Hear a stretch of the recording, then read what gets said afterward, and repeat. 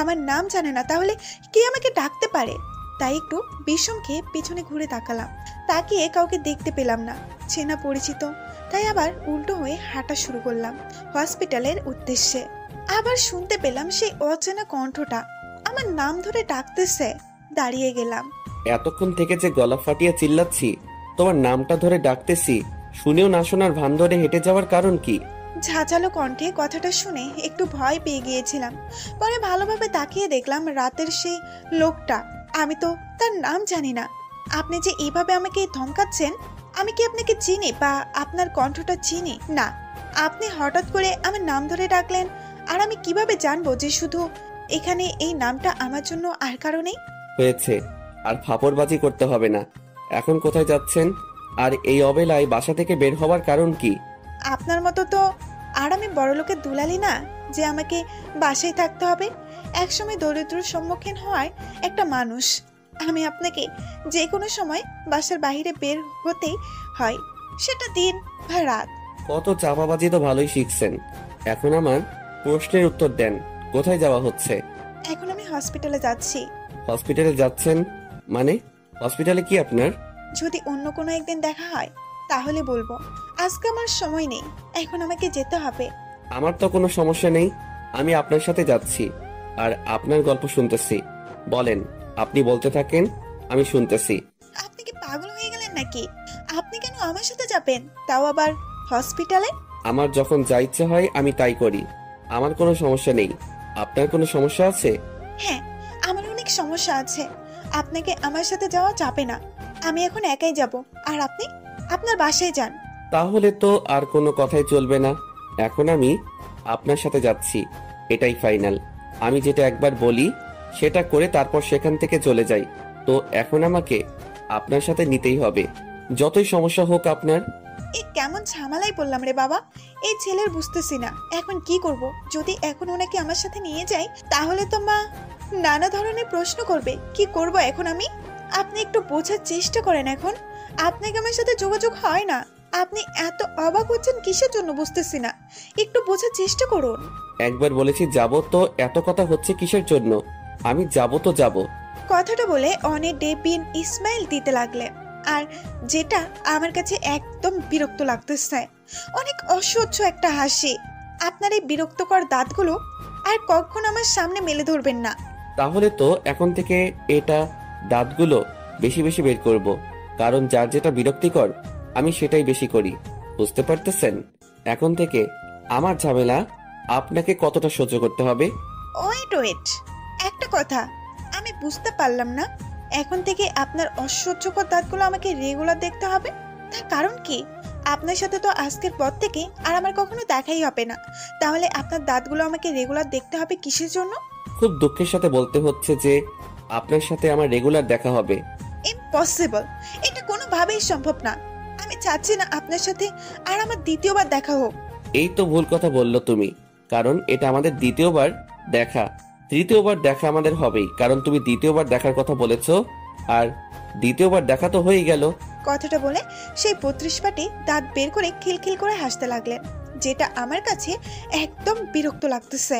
ওনার সাথে আর কোনো কথা না বলে রাগ দেখিয়ে যেতে লাগলাম, আর উনি আমার পেছনে গান গাইতে গাইতে হাসতে হাসতে আসতে লাগলেন। এই যে মেয়ে, এইভাবে কি হেঁটে হেঁটে হসপিটালে যাওয়া যায়? একটা রিক্সা নিলে কেমন হয়? আমি যাবো রিক্সায়, তাও আবার আপনার সাথে? হ্যাঁ, এটা ভাবতে পারলেন কিভাবে আপনি? না, ভাবতে পাওয়ার কি আছে? সারা রাত তো আমার সাথে থেকেছিলেন, তাই না? এখন রিক্সা যাওয়া এটা তো স্বাভাবিক, এতে আবার ভাবার কি আছে? আপনার সাথে রাতের পর থেকে সম্পর্ক শেষ হয়েছে। আমি আপনার কাছে টাকার বিনিময়ে আমার দেহ দিয়েছিলাম। আপনি টাকার বিনিময়ে সেটা ভোগ করেছেন। এখন আপনার সাথে আমার আর কোনো লেনদেন আছে? আপাতত কোনো লেনদেন নেই, কিন্তু একটু পর হবে, সমস্যা নাই। যে কোনো একটা বিনিময় লেনদেন করে নেব।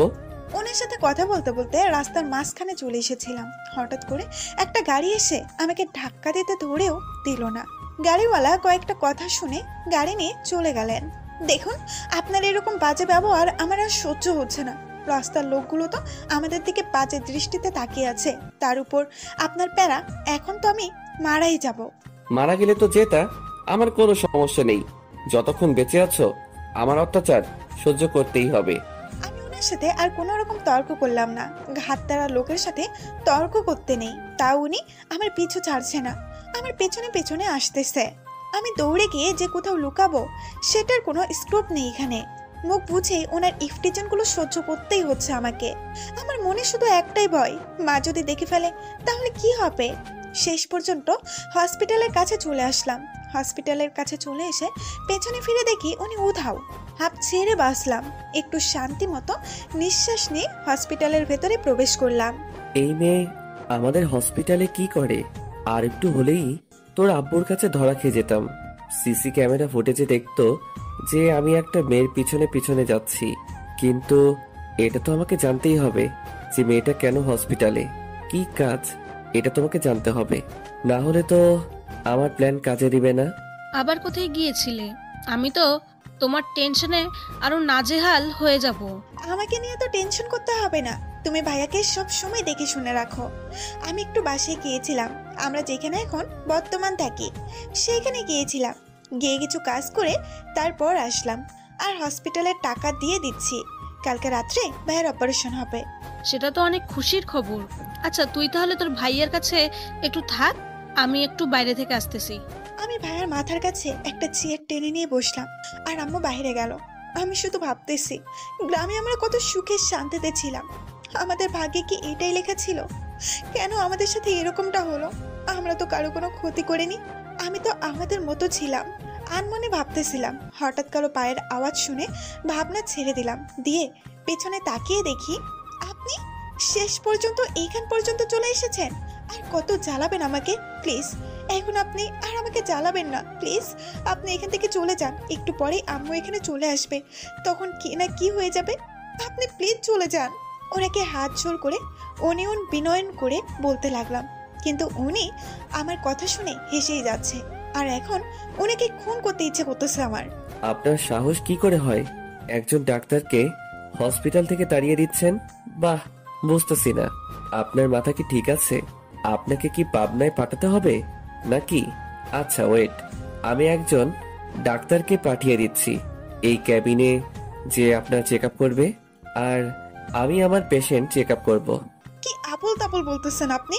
মেয়াদ উত্তীর্ণ গাঁজা খেয়ে এসেছেন নাকি আপনি ডাক্তার? আর সেটাও আমাকে বিশ্বাস করতে হবে? ইম্পসিবল। আপনি এই রুম থেকে চলে যান এক্ষুনি। আহা, এতটা রাগ দেখাতে নেই সোনা, একটু রাগটা কমাও, একটু একটু ধৈর্য ধরো, তাহলে সব কিছু বুঝতে পারবা। এখন এখান থেকে বাইরে গিয়ে অপেক্ষা করুন, আর আমাকে শান্তি মতো আমার পেশেন্টকে দেখতে দেন, বুঝছেন? আমি কখনোই বিশ্বাস করি না যে আপনি একজন ডাক্তার। একজন মাতাল মানুষ কখনো ডাক্তার হতে পারে না। একজন ডাক্তার কখনো এইভাবে চলাফেরা করতে পারে না, বুঝছেন? আর আপনি আমার ভাইয়ের কিসের চেক আপ করবেন? উনি আমার কথায় কোনো পাত্তা না দিয়ে রুম থেকে চলে গেলেন। বুঝতে পারলাম না হঠাৎ ওনার কি হয়ে গেল। আমার মাথায় একটা কথা এখনো আসতেছে না যে উনি কিভাবে ডাক্তার হতে পারে। ওনাকে দেখে তো আমার ডাক্তার মনে হলো না, মনে হয় জঙ্গলের পশু বা কোথাকার গুন্ডা। একজন নার্স কেবিনে প্রবেশ করলো, করে আমার পাশে এসে দাঁড়ালো। আপনার কি মাথায় কোনো সমস্যা আছে? এখানে ডাক্তার এসেছিল, ডাক্তারের সাথে কিভাবে ব্যবহার করতে হয় আপনার কি সেটা জানা নেই, নাকি আপনাকে শিখিয়ে দিতে হবে? আপনাকে দেখে তো মনে হয় আপনি যথেষ্ট ভদ্র মেয়ে, কিন্তু এরকম অভদ্রতার মতো আচরণ করার কারণ কি? নার্স কি বলেন? আমার সব কিছু মাথার উপর দিয়ে চলে গেল, বুঝতেছি না। আর হঠাৎ এসে আমাকেও ঝাড়ি মারার কারণ কি? আমি আবার কি করলাম? আমি আবার কখন কোন ডাক্তারের সাথে মিসবিহেভ করলাম? আমার জানা মতে তো এখানে কোনো ডাক্তার প্রবেশ করেনি, তাহলে আমি কার সাথে মিসবিহেভ করলাম? কথাগুলো বলা শেষ করে দরজার দিকে তাকিয়ে দেখি কুখ্যাত লোকটার খিলখিল করে হাসতে হাসতে কেবিনের ভেতর প্রবেশ করতেছেন। নার্স, আর তোমাকে কিছু করতে হবে না, তুমি এখন তোমার কাজে যাও, বাকিটা আমি সামলিয়ে নিচ্ছি।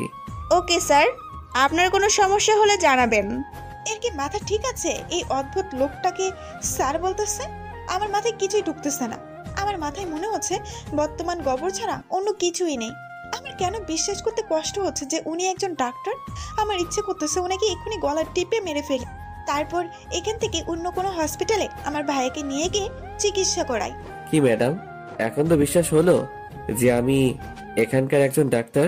আপনি এখানকার ডাক্তার হন বা কুলি হন, যেটাই হন না কেন, আমার ভাইয়া যদি কিছু হয়ে যায় তাহলে তো আমি আপনাকে খুন করে ফেলবো। বাপরে, আমি তো পুরাই ভয় পেয়ে গেছি। তার অব্বুকে ফদিয়ে নেই। এই যে মিস্টার বজ্জাত, আপনার দাঁতগুলো আমার সামনে বের করবেন না, এটা আমি আপনাকে আগেই বলে দিয়েছিলাম। উফ, এত দেমাগ। আচ্ছা, এত দেমাগ দেখাও কিসের জন্য তুমি আমার সাথে? বুঝি না, এত ভাব, এত দেমাগ, এত তেজ। বলছি না আমার সঙ্গে আপনি দাঁত বের করে দাঁত কেলাবেন না। এখন কিন্তু আপনি আমাকে প্রচুর ডিস্টার্ব করতেছেন, তার সাথে আমার পেশেন্টকে প্রচুর ডিস্টার্ব করতেছেন। এরকম পেতনিগুলোর মতো চিল্লাচ্ছেন কিসের জন্য? আমি তো আপনাকে এখানে চিল্লানোর জন্য থাকতে বলিনি। আপনি এখানে চুপচাপ থাকবেন, আমি আমার প্রশ্নটা চেক আপ করবো, তারপর এখান থেকে চলে যাব। আর একটা কথা, আপনি পেশেন্টের কি হন? সেটা আমি চিল্লিয়ে চিল্লিয়ে অনেকবার বলেছি, আর বলতে পারবো না। এখন আমি আমার মুখটা বন্ধ করে বাইরে যাচ্ছি, আর আপনি আপনার তাড়াতাড়ি দায়িত্ব শেষ করে কেবিন থেকে চলে যান। কথাটা বলে ওখান থেকে মানুষকে রাগ দেখিয়ে বাইরে চলে আসলাম। এই লোকটা নিজেকে কি ভাবে, আর এই লোকটা আমার পেছনে পড়ে আছে কিসের জন্য? তিনি তো অনেক ধন সম্পদ এর মালিক, তাহলে প্রতিদিন রাত্রে আমার থেকেও ভালো ভালো মেয়েকে ডিজার্ভ করতে পারে, তাহলে আমার সাথে কি চাই? এই মেয়েটাকে এত ভালো লাগে কেন? যতই দেখি ততই ভালো লাগে। তার সাথে তার কিউট রাগ আর তার মুখের কিউটনেস হেব্বি। মেয়েটার ভাগ্য খারাপ যে আমার মতো একটা বজ্জাত ছেলে তার পিছনে পড়ে গেছে। এখন তার লাইফটা সুন্দর থাকবে না, কিন্তু আমার লাইফ অনেক সুন্দর থাকবে তোমার জন্য সুন্দরী, কিউটের ডিব্বা, রাগী রাজকন্যা। কি রে মা, তুই এখানে বাইরে বসে আছিস কিসের জন্য? আমি তো তোকে ভিতর থাকতে বলেছিলাম। ভিতরে একটা কুত্তা হাতি বিড়ালের মতো লোক, তাই আমাকে বাইরে থাকতে হচ্ছে। কিসব আবোল তাবোল কথাবার্তা বলতেছিস তুই? মাথা ঠিক আছে তোর? উল্টাপাল্টা কথা বলতেছিস। তোর আমি এসব কি ব্যবহার করতেছি মায়ের সাথে? আসলে মা ভেতরে ডাক্তার ভাইয়ের চেক আপ করতেছে, তো তাই তিনি বললো আমাকে বাইরে অপেক্ষা করতে, তাই আমি বাইরে অপেক্ষা করতেছি। ও আচ্ছা, তাই বল। কিন্তু তুই একটু আগে যেটা বললি আমি তো ভয় পেয়ে গিয়েছিলাম। আন্টি, আপনার মেয়ের কি মাথার কোনো প্রকার সমস্যা হচ্ছে, বা ছোটবেলায় কি মাথায় কোনো প্রকার আঘাত পেয়েছিল? না তো বাবা, হঠাৎ করে এমন প্রশ্ন করতেছো। আমার মেয়ে কি তোমাকে কিছু বলেছে? মনে কিছু নিও না আবার। আমি তোমাকে তুমি করে বললাম। আতিক্ষাটা দেখো পাচ্ছি না। তুমি যদি লোকটার সত্যি ঘটনা জানো তাহলে তুমি ওই লোকটাকে এত ঘৃণা করবে যা বলার অপেক্ষা রাখে না। না আন্টি, সেটা কোনো ব্যাপার না। আপনি আমার মায়ের বয়সের সমতুল্য, আপনি আমাকে তুমি করে বলবেন না তো কে আমাকে তুমি করে বলবে? আম্মু ভেতরে যাই, আর উনি হলেন আমাদের নতুন ডাক্তার, মানে ভাই আপনার নতুন ডাক্তার। ও আচ্ছা, তাহলে তুমি আমার ছেলের অপারেশন করবে? জি আন্টি, দোয়া করবেন যেন খুব ভালো করে অপারেশনটা করতে পারি। অবশ্যই দোয়া করবো বাবা। আর তুমি একটু দেখে শুনে আমার ছেলেটাকে তাড়াতাড়ি সুস্থ করে দাও। আমরা গ্রামে ফিরে যাব, আর এখানে থাকবো না। ও আচ্ছা, তাহলে ম্যাডামদের বাসা গ্রামে, আর তারা নতুন শহরে এসে বিপদে পড়ছে, যার ফলে এখন বুঝতে পারতেছি আস্তে আস্তে। কিন্তু আন্টি, আপনাদের তো মনে হচ্ছে আর গ্রামে যাওয়া হচ্ছে না, কারণ আপনার মেয়ে আমার। থাক, বলা যাবে না, অন্য একদিন বলবো। এখন মনের কথা মনেই থাক। কি হলো বাবা, কি এমন চিন্তা করতেছো? কিছু না আন্টি, আপনি ভেতরে গিয়ে বসুন, আমি আপনার মেয়ের সাথে কিছু কথা বলতেছি অপারেশন বিষয় নিয়ে। আমার বলতে হবে কেন? আম্মুকে বললেই তো হয়। আমি ভাইয়ের কাছে গিয়ে বসি। আন্টি হয়তো বুঝতে পারবে না, কিন্তু আপনি ঠিকই বুঝতে পারবেন, তাই আপনার সাথে এই বিষয়টা নিয়ে ডিসকাস করা উত্তম হবে। ছেলেটা তো ঠিকই বলেছে মা, তুই কথা বল। আমি তো এ বিষয়ে একটু কম বুঝি, তুই একটু বুঝবি। মা তুমি জানো না এই বজ্জাত লোকটা এখন আমাকে এত পরিমাণ জ্বালাবে যেটা আমার সহ্যের বাহিরে। কথাটা বলে আম্মু ভেতরে চলে গেল, আর আমি কিছু করতে পারতেছি না। অবলা একটা মেয়ে কি আর করতে পারে? চুপচাপ মুখ বুঝে দাঁড়িয়ে পড়লাম ওনার ভাঙা ক্যাসেট শোনার জন্য। কিন্তু উনি ওনার এখনো বয়ান শুরু করলেন না, তাই চোখ দুটো উপরে তাকিয়ে ওনার দিকে তাকালাম। দেখে উনি মিটমিট করে দাঁত বের করে হাসছে, আর আমার এদিকে জ্বলতেছে। কেন সেটা নিজেও জানি না, কিন্তু ইচ্ছে করতেছে এই মুহূর্তে যদি আমি ওনার ইচ্ছে মতো ধুলাই করতে পারতাম ওনাকে, তাহলে হয়তো নিজের মনটা একটু সান্ত্বনা দিতে পারতাম। এই যে ম্যাডাম, কি এত ভাবতেছেন? এদিকে আমি দাঁড়িয়ে আছি ডাক্তার, ডাক্তারকে একটু সম্মান দিতে হবে তাই না? আপনি যেভাবে ভাব দেখাচ্ছেন মনে হচ্ছে আপনি ডাক্তার আর আমি আপনার কাছে পেশেন্ট নিয়ে এসেছি, তাই না? আপনি এইভাবে গায়ে পড়ে ঝগড়া করতে কি খুব পছন্দ করেন নাকি? আচ্ছা, অনেক হয়েছে, এখন চলুন আমার সাথে, একটু লং ড্রাইভে যাবে। আপনার কি মাথা ঠিক আছে? আপনি কি এরকম আজাইরা কথা বলার জন্য আমাকে এখানে আটকে রেখেছেন? আপনার মতো তো আর আমার টাকা পয়সা নেই যে যখন যেখানে খুশি চলে যাব। আর আপনার মতো আজাইরা সময় নষ্ট করার মতো মানুষ আমি না। আপনার অনেক টাকা, আপনি চাইলে অন্য কোনো মেয়েকে নিয়ে যেতে পারেন সাথে, তাদেরকে নিয়ে যান। আমাকে আমার মতো থাকতে দেন, আমার পিছু ছেড়ে দেন। আরে সোনা, এইভাবে বলেই কি আমি তোমার পিছু ছেড়ে দেব? কি মনে করো আমাকে? আমি বুঝতেছি না আপনি কেন আমার সাথে এরকম ব্যবহার করতেছেন। আমি যদি আপনার কোনো ক্ষতি করে থাকি তাহলে আমি খুবই দুঃখিত। আর আপনার যদি আমার উপর কোনো রাগ বা কোনো কিছু থেকে থাকে বলে দেন, আমি যথেষ্ট চেষ্টা করব সেটা সমস্যার সমাধান করার, কিন্তু তারপরেও আপনি আমার পিছু ছেড়ে দেন। অসহ্য করে হাসি নিয়ে আমার সামনে আর কখনোই আসবেন না। আমি এত কথা বলতে পছন্দ করি না, কিন্তু কেন জানি তোমার সাথে কথা বলতে এবং তোমার রাগী টাইপের ঝগড়াগুলো শুনতে ইচ্ছে করে। এখন তোমার কাছে দুইটা অপশন দেব, তোমার যেটা খুশি তুমি সেটা চুজ করতে পারো। প্রথম অপশন, যদি আমার সাথে লং ড্রাইভে যাও তাহলে তোমার ভাইয়ের অপারেশন আমি ভালো মতো করব, আর যদি না যাও তাহলে আমি আজকে একটা মেয়ের সাথে বাকিটা তো বুঝতেই পারছো কি করব। এখন তোমার হাতেই সবকিছু, কি করবে কি না করবে। কথাটা বলে ওনার 32 পাটির দাঁত বের করে হাসতে লাগলো, আর যেটা আমার একদম অসহ্য। কি আর করার, যত তাড়াতাড়ি আমার ভাইয়া এখান থেকে সুস্থ হয়ে উঠবে তত তাড়াতাড়ি আমরা নিষ্ঠুর শহর ছেড়ে গ্রামে চলে যেতে পারবো। তার জন্য তো আমাকে একটু স্যাক্রিফাইস করতে হবে। আর যদি না করি, এই লোককে বিশ্বাস নেই কখন কি করবে। আর হসপিটাল থেকে যেহেতু ওনাকে দায়িত্ব দেওয়া হয়েছে, সেহেতু উনি ছাড়া আমার ভাইয়ের অপারেশনের জন্য অন্য কোনো ডাক্তার করবে না, তাই বাধ্যতামূলক ওনার কন্ডিশনে আমাকে রাজি হতেই হলো। আচ্ছা চলুন, কিন্তু বেশিক্ষণ না, আমাকে খুব তাড়াতাড়ি এখানে নিয়ে আসতে হবে।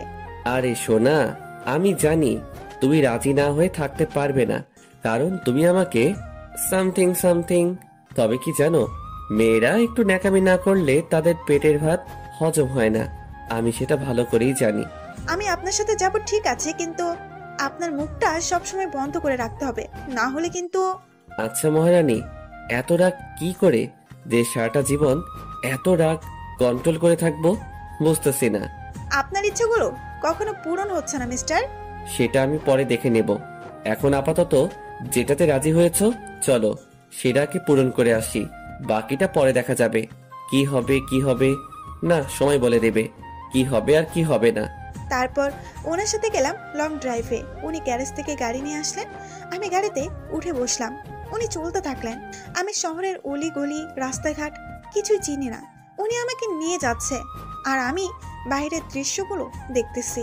কেউ কারোর জন্য অপেক্ষা করে না এখানে, সবাই তাদের নিজস্ব গতিতে চলতেছে। পেছনে কি হয়ে যাচ্ছে, আশেপাশে কি হচ্ছে তাকানোর সময় নেই, শুধু সবাই টাকার পেছনে ছুটছে। গাড়িটা শহর থেকে একটু দূরে চলে আসলো। নিরিবিলি পরিবেশে উনি কাশবনের সাইডে রাস্তার গাড়ি দাঁড় করালেন।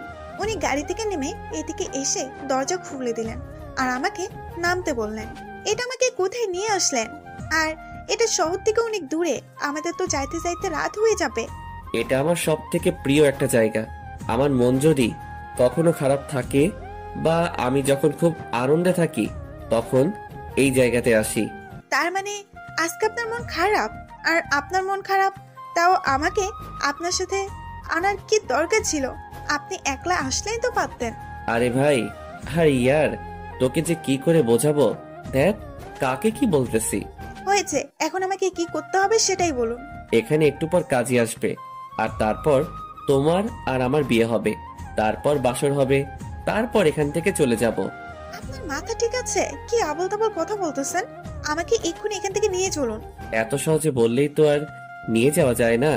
আমরা এখানে এসেছি ঘুরতে, তারপর আর একটু আগে যেটা বললাম সেটা একদিন না একদিন হবে, আজকে না হলেও।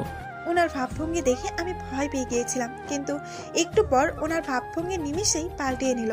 এই মানুষটাকে বোঝা বড় দায় হয়ে যাবে যে কারো পক্ষে, কারণ কখন কি বলে বসে সেটা নিজেও জানে না মনে হয়।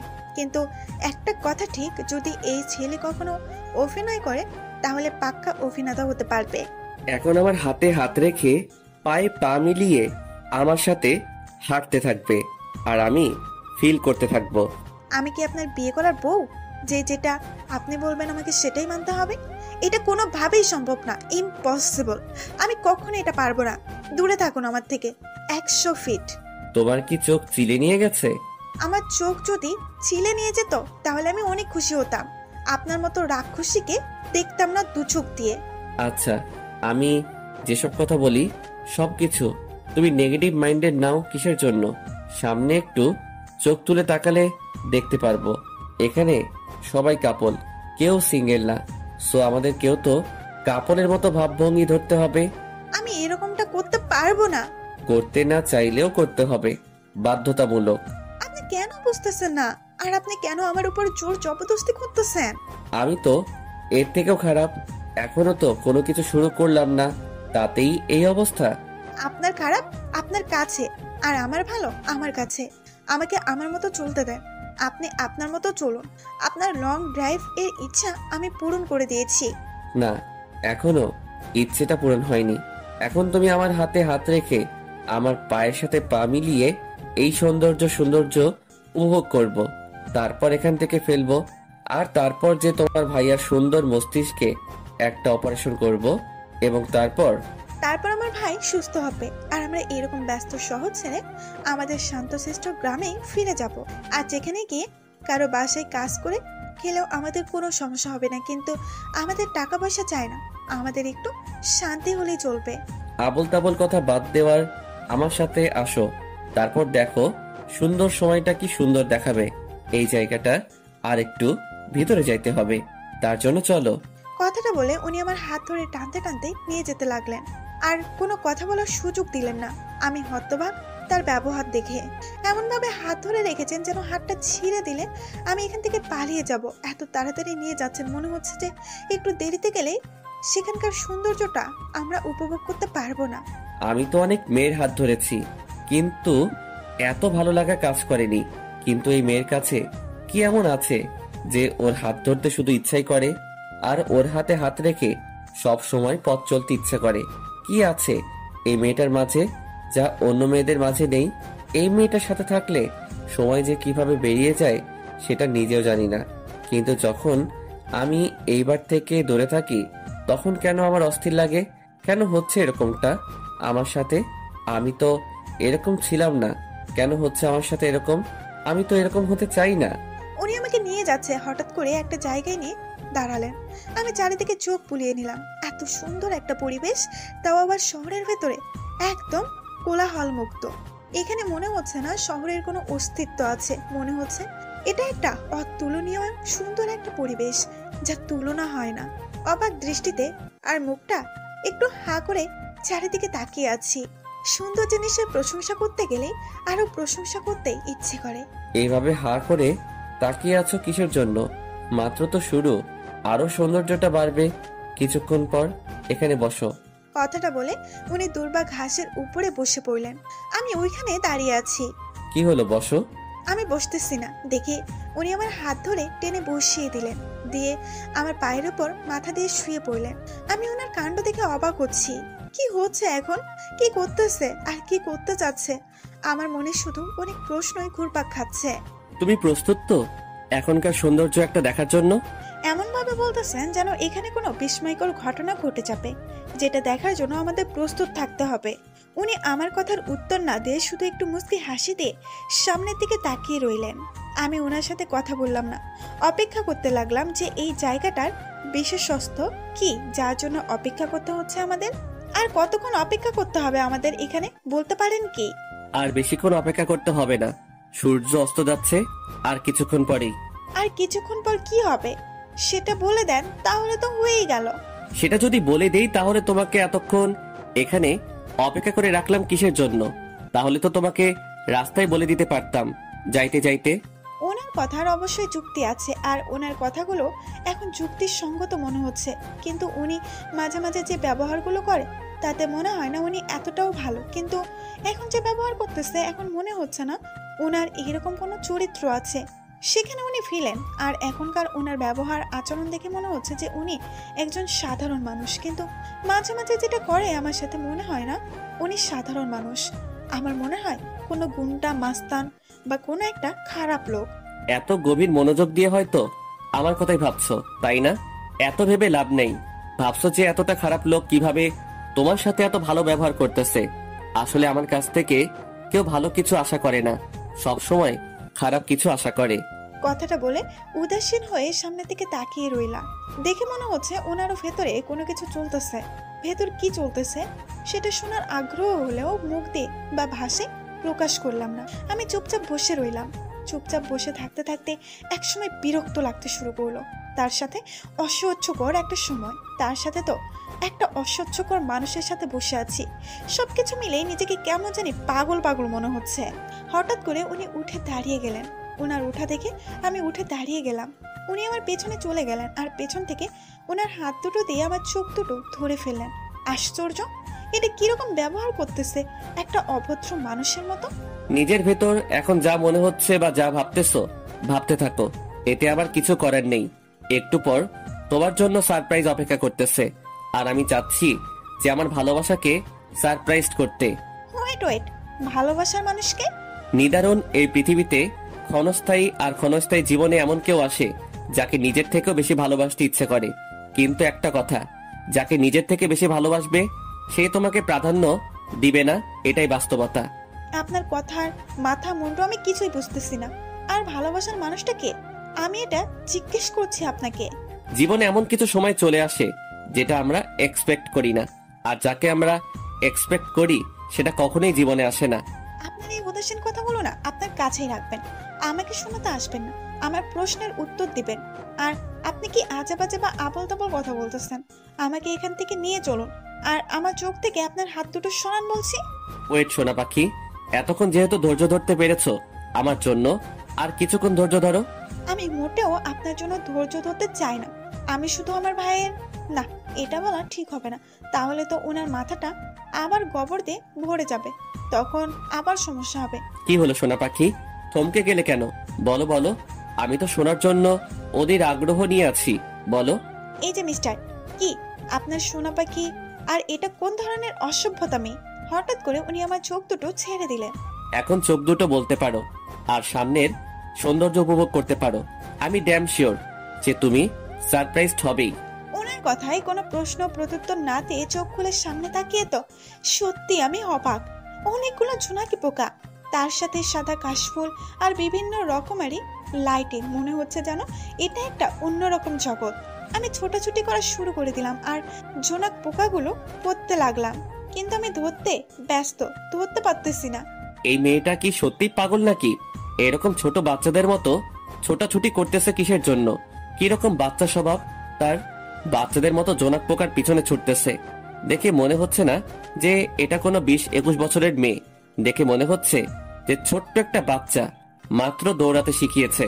কেন এই মেয়েকে দেখলে আমার হার্টবিট বেড়ে যায়? কেন নিজের ভেতরের ফিলিংসটা অন্যরকম হয়ে যায়? কেন এই মেয়েটার সাথে সব সময় থাকতে ইচ্ছে করে? কেন এই মেয়েটাকে সব সময় দু চোখ ভরে দেখতে ইচ্ছে করে? কেন কেন হচ্ছে আমার এরকমটা? আমি তো এই মেয়ের মায়ায় পড়তে চাই না। আমার জীবনটা তো এতটা সুখী না যতটা করতে ভাবছি আমি। আমার কপালে কখনো সুখ নামের পাখিটি ধরা দেবে না, জানা সত্ত্বেও কেমন হয়ে মিথ্যা সুখের পেছনে ছুটছি কেন আমি?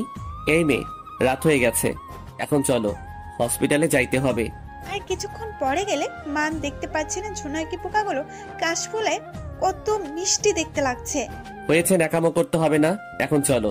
রাক্ষস কোথাকার। কি বললো শুনতে পাইনি, ভালো করে আবার বলো তো শুনি একটু।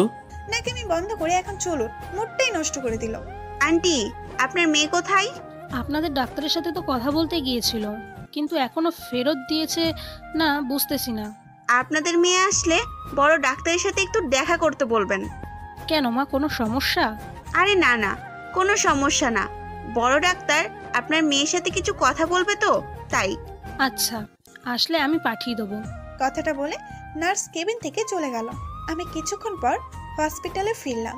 কেবিনে প্রবেশ করতে আম্মু আমাকে বলল, কেন মা, হঠাৎ করে বড় ডাক্তার আমার সাথে কেমন কথা বলবে কোনো সমস্যা নাকি? আমি তো জিজ্ঞেস করেছিলাম কোনো সমস্যা নাকি, কিন্তু নার্স তো বললো কোনো সমস্যা না, কিছু সাধারণ বিষয় নিয়ে নাকি তোর সাথে কথা বলবে।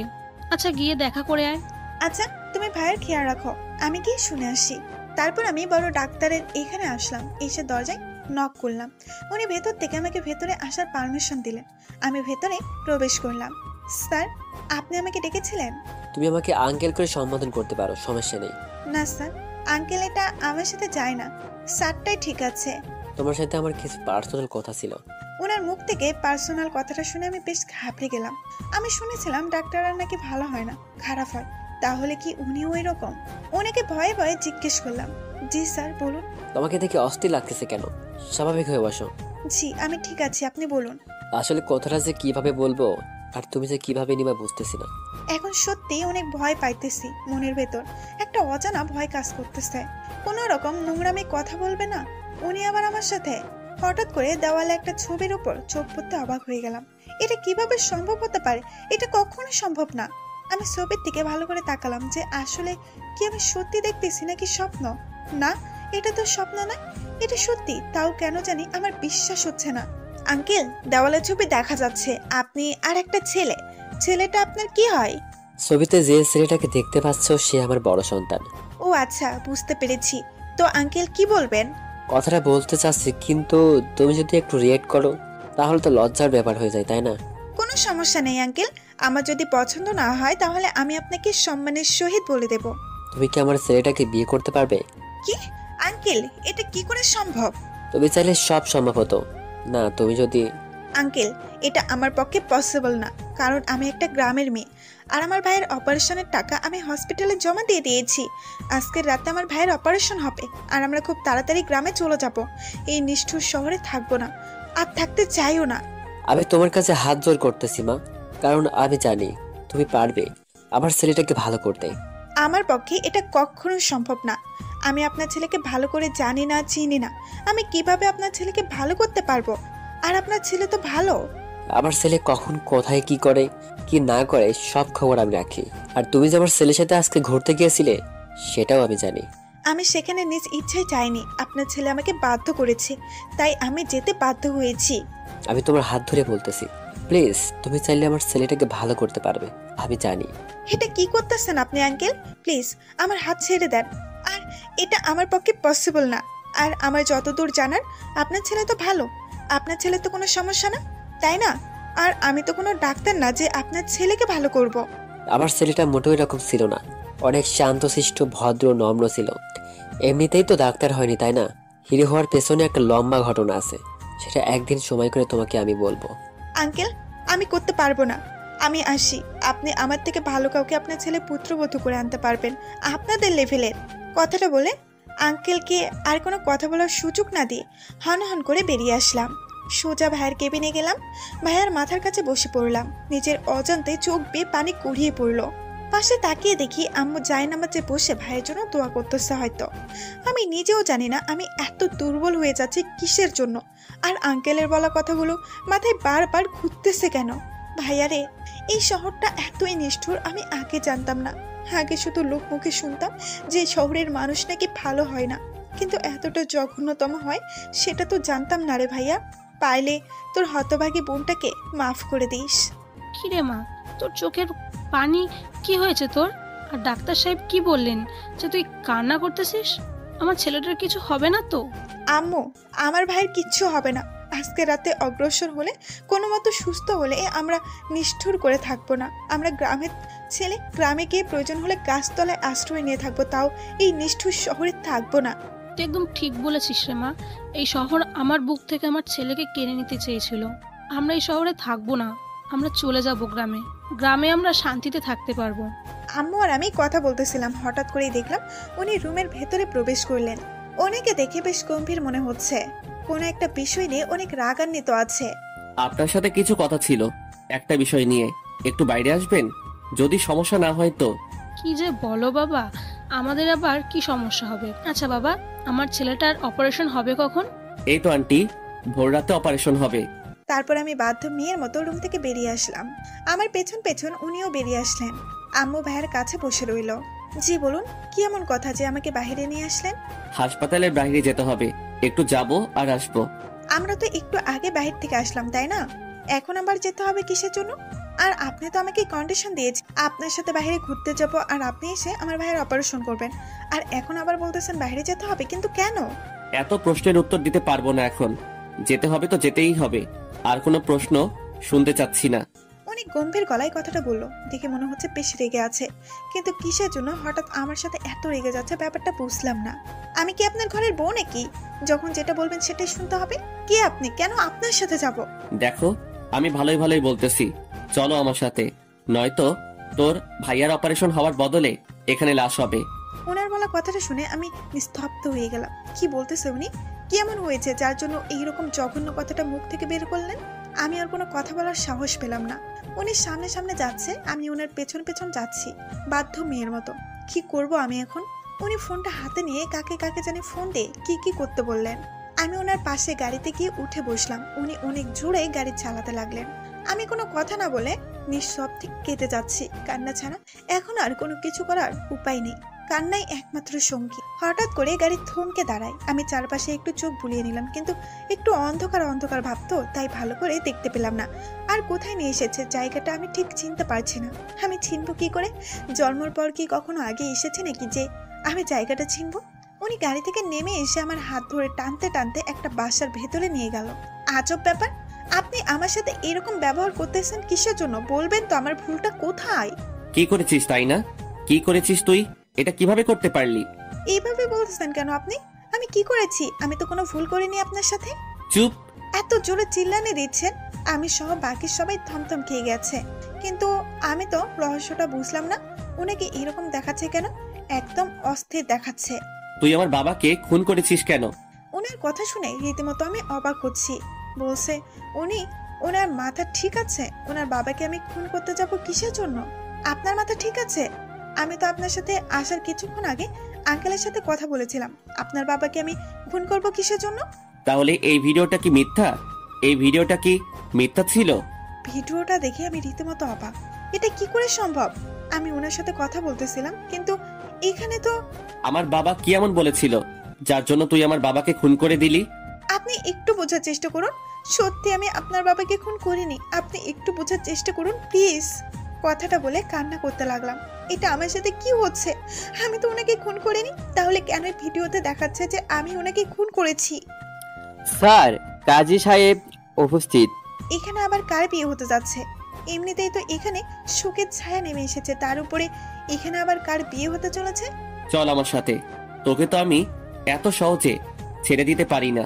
তুই আমার বাবাকে খুন করেছিস, তোকে আমি পুলিশে দিতে পারি, তোর ফাঁসি দিবে সর্বোচ্চ আদালত, কিন্তু আমি তো তাতে তৃপ্তি পাবো না। আমি তোকে তিলে তিলে মারবো। প্লিজ আমাকে বিশ্বাস করো না, আমি সত্যি বলছি, আমি আপনার বাবাকে খুন করিনি। সজোরে কান্না করতে লাগলাম। ওনার পা ধরে কান্না করতেছি, তাও উনি বিশ্বাস করতেছেন না যে আমি ওনার বাবাকে খুন করিনি। আর বিশ্বাস করাবো কিভাবে? ওনার কাছে যে একটা ভিডিও আছে, এটাতে তো দেখাচ্ছে যে আমি খুন করেছি। উনি আমাকে টানতে টানতে কাজের সামনে নিয়ে চলে আসলেন। কাজী সাহেব, বিয়ে পড়ানো শুরু করে দিন। কেউ এইভাবে বিয়ে করে? একটু তো সাজগোছের ব্যাপার আছে বিয়েতে। আমি রং দেখানোর জন্য বিয়ে করতেছি না যে সাজগোজ করতে হবে। আপনাকে বিয়ে পড়াতে বলতেছি, আপনি বিয়ে পড়াবেন। ঝামেলা শেষ। বিয়ে পড়ানো শেষ করে টাকা নিয়ে চলে যাবেন। আমি এসবের আগা মুন্ডু কিছুই বুঝতেছি না। আমার লাইফটা কোথা থেকে কোথায় চলে আসলো, আমি তো কিছুই বুঝতে পারলাম না। আমার লাইফ তো এরকম ছিল না। আমার ভাগ্যটাতে কি এমন লেখা আছে যে এত জ্বালা, এত যন্ত্রণা? জানি না কতদিন বেঁচে থাকতে পারবো। তারপর কাজী সাহেব বিয়ে পড়ানো শুরু করেন। এক পর্যায়ে বিয়ে পড়ানো শেষ করেন খুব দ্রুত গতিতে। কেউ দেখলে বুঝবে না এখানে বিয়ে হচ্ছে, বুঝবে যে এখানে মনে হয় 2-3 জন বসে গল্প করতেছে। বিয়ে পড়ানো শেষ করে কাজী সাহেব টাকা নিয়ে চলে গেলেন সেখান থেকে। আর ওনার বন্ধুগুলো কোথায় কোথায় যেন যেতে শুরু করলেন। আর উনি আমাকে নিয়ে উপরে চলে আসলেন। এবার তোর কাছে সবকিছু যদি তুই একটু ছলনাগিরি করিস, তাহলে তোর ভাই মরবে। আমি আপনার পা ধরে কসম করলাম, আমি কোনো ছলনা করব না। আপনি আমাকে যা শাস্তি দিবেন আমি তা মেনে নেব, কিন্তু একটা শর্ত মেনে নিতে হবে। আমার আপনাকে... তোর কোনো শর্ত আমি রাখতে পারবো না। আমার যেটা মনে হবে আমি সেটাই করব, বুঝছিস? কথাটা বলে উনি আমাকে ধাক্কা দিয়ে বিছানায় ফেলে দিলেন। আমাকে বিছানার উপরে রেখে উনি ভেতর থেকে দরজাটা বন্ধ করে দিলেন এবং তারপর লক করে দিলেন। চাবিটা নিজের প্যান্টের পকেটে নিয়ে নিলেন। আমি শুধু একটা কথাই ভেবে পাচ্ছি না, ওনার বাবাকে কে খুন করতে পারে, কে আমাকে এভাবে ভাসিয়ে দিতে পারে। আমি তো এটাই বুঝতেছি না আমার সাথে কি হয়ে যাচ্ছে।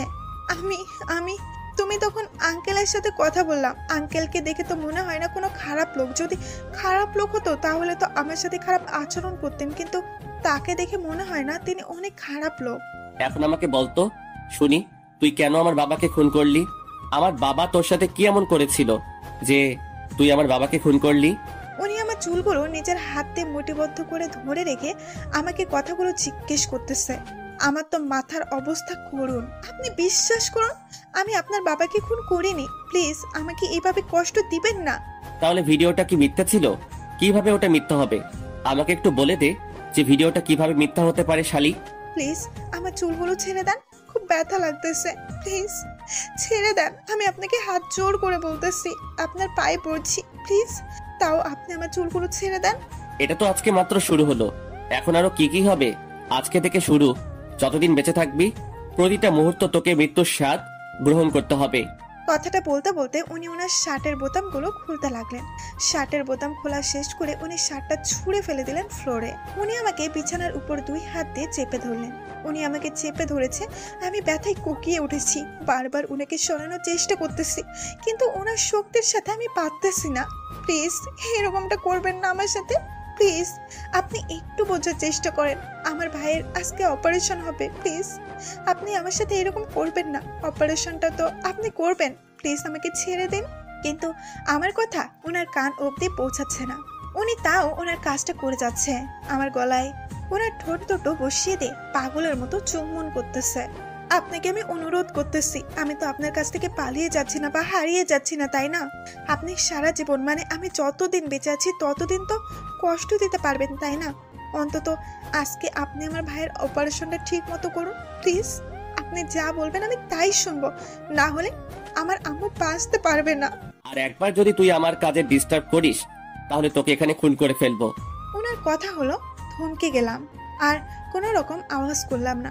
একটা বালিশ নিয়ে মুখ গুজে দিয়ে কান্না করতাম না, কিন্তু সেই কান্নার কোনো শব্দ হচ্ছে না। বেশ কিছুক্ষণ পর উনি আমাকে ছেড়ে দিলেন। আমার শুয়ে থাকলে চলবে নাকি? উঠে আমার পা টিপে দে। আমি কথা না শোনার ভান করে শুয়ে আছি। হঠাৎ করে উনি আমার চুল ওনার হাতে মুঠিবদ্ধ করে ধরে আমাকে বসিয়ে দিলেন বিছানার উপর। কথা বলতেছি, কথা কি তোর কানে যায় না? যেটা বলতেছি সেটাই কর। কোনো উপায় না পেয়ে ওনার পা টিপে দিতে লাগলাম। দেখি আমি সব বন্ধ করে বেশ মজা নিচ্ছে। প্লিজ এখন তো অন্তত আমার ভাইয়ের অপারেশনটা করতে চলুন। একদম কথা বলবি না, যেটা করতেছিস মন দিয়ে সেটাই করতে থাক।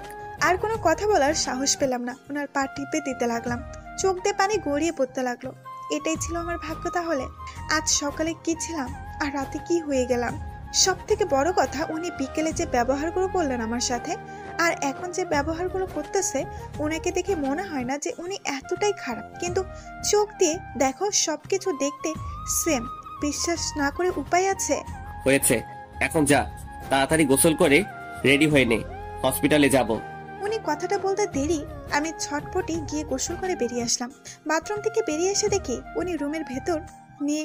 আমি আয়নার সামনে নিজেকে দেখতে আজকে নিজেকে চিনতে পারতেছি না। আয়নার ভেতরে থাকা মেয়েটা আমাকে গালি দিচ্ছে। সে বলতেছে, তোর মতো নষ্টা মেয়ে, তুই একটা মানুষকে খুন করেছিস। হঠাৎ করে দরজা খোলার শব্দ শুনে পেছনে ফিরে তাকিয়ে তো আমাকে, এটা কি করে হতে পারে? তাড়াতাড়ি রেডি হয়ে নাও, হসপিটালে যেতে হবে খুব তাড়াতাড়ি। আমি ওনার কথার কোনো জবাব না দিয়ে ওনার দিকে তাকিয়ে রইলাম। এইভাবে আমার দিকে তাকিয়ে থাকার কি আছে? বললাম তো তাড়াতাড়ি রেডি হয়ে নাও, হসপিটালে যেতে হবে। আমি যেন আমার নিজের কানকে বিশ্বাস করতে পারতেছি না। একটু আগে কি রূপ দেখলাম, এখন কি রূপ দেখাচ্ছে। কি হলো, কথা কানে যায় কি না, নাকি অন্য কোনো ব্যবস্থা করতে হবে আবার? আমি রেডি, আমি এইভাবে যাব, আর কিছু লাগবে না আমার। স্পষ্টভাবে কথাটা বললাম। এইভাবে আমি তোমাকে সবার সামনে, তাই না? আমার পেস্টিস বলে কিছু আছে নাকি, সেটাও ভুলে গেছো? ওনার এইবারের বলা কথাটা আমার বেশ খটকা লাগলো। উনি কি বলতে চাচ্ছেন? উনি তো একটু আগে আমার সাথে যেটা করলেন, আর এখন কিরকম ব্যবহার করতেছে। যাই হোক, এখানে অপেক্ষা করা দেরি করা ঠিক হবে না। আমাকে দ্রুত যেতে হবে, এত ন্যাকামো না করে। আমি ওনাকে পাশ কাটিয়ে বাইরে যেতে চাইলে উনি আমার হাতটা ধরে ফেলে। বুঝলাম না উনি কি করতে চাচ্ছেন আসলে আমার সাথে। এই সেই বোকাটা, পরে সুন্দরভাবে বেরিয়ে আসো, বুঝছো? ওনার কথা শুনে অবাক না হয়ে পারলাম না। কি হচ্ছে এটা আমার সাথে? উনি তো আমাকে কষ্ট দেওয়ার জন্য নিয়ে এসেছে, তাহলে বোরখা দিচ্ছে কেন আমাকে? আমি আর ওনাকে প্রশ্ন না করে থাকতে পারলাম না। দেখুন, এত আদিক্ষেতা ভালো লাগতেছে না কিন্তু আপনার। প্লিজ চলুন একটু তাড়াতাড়ি। এটা করতেছি আমার স্বার্থের জন্য, আপনার জন্য না।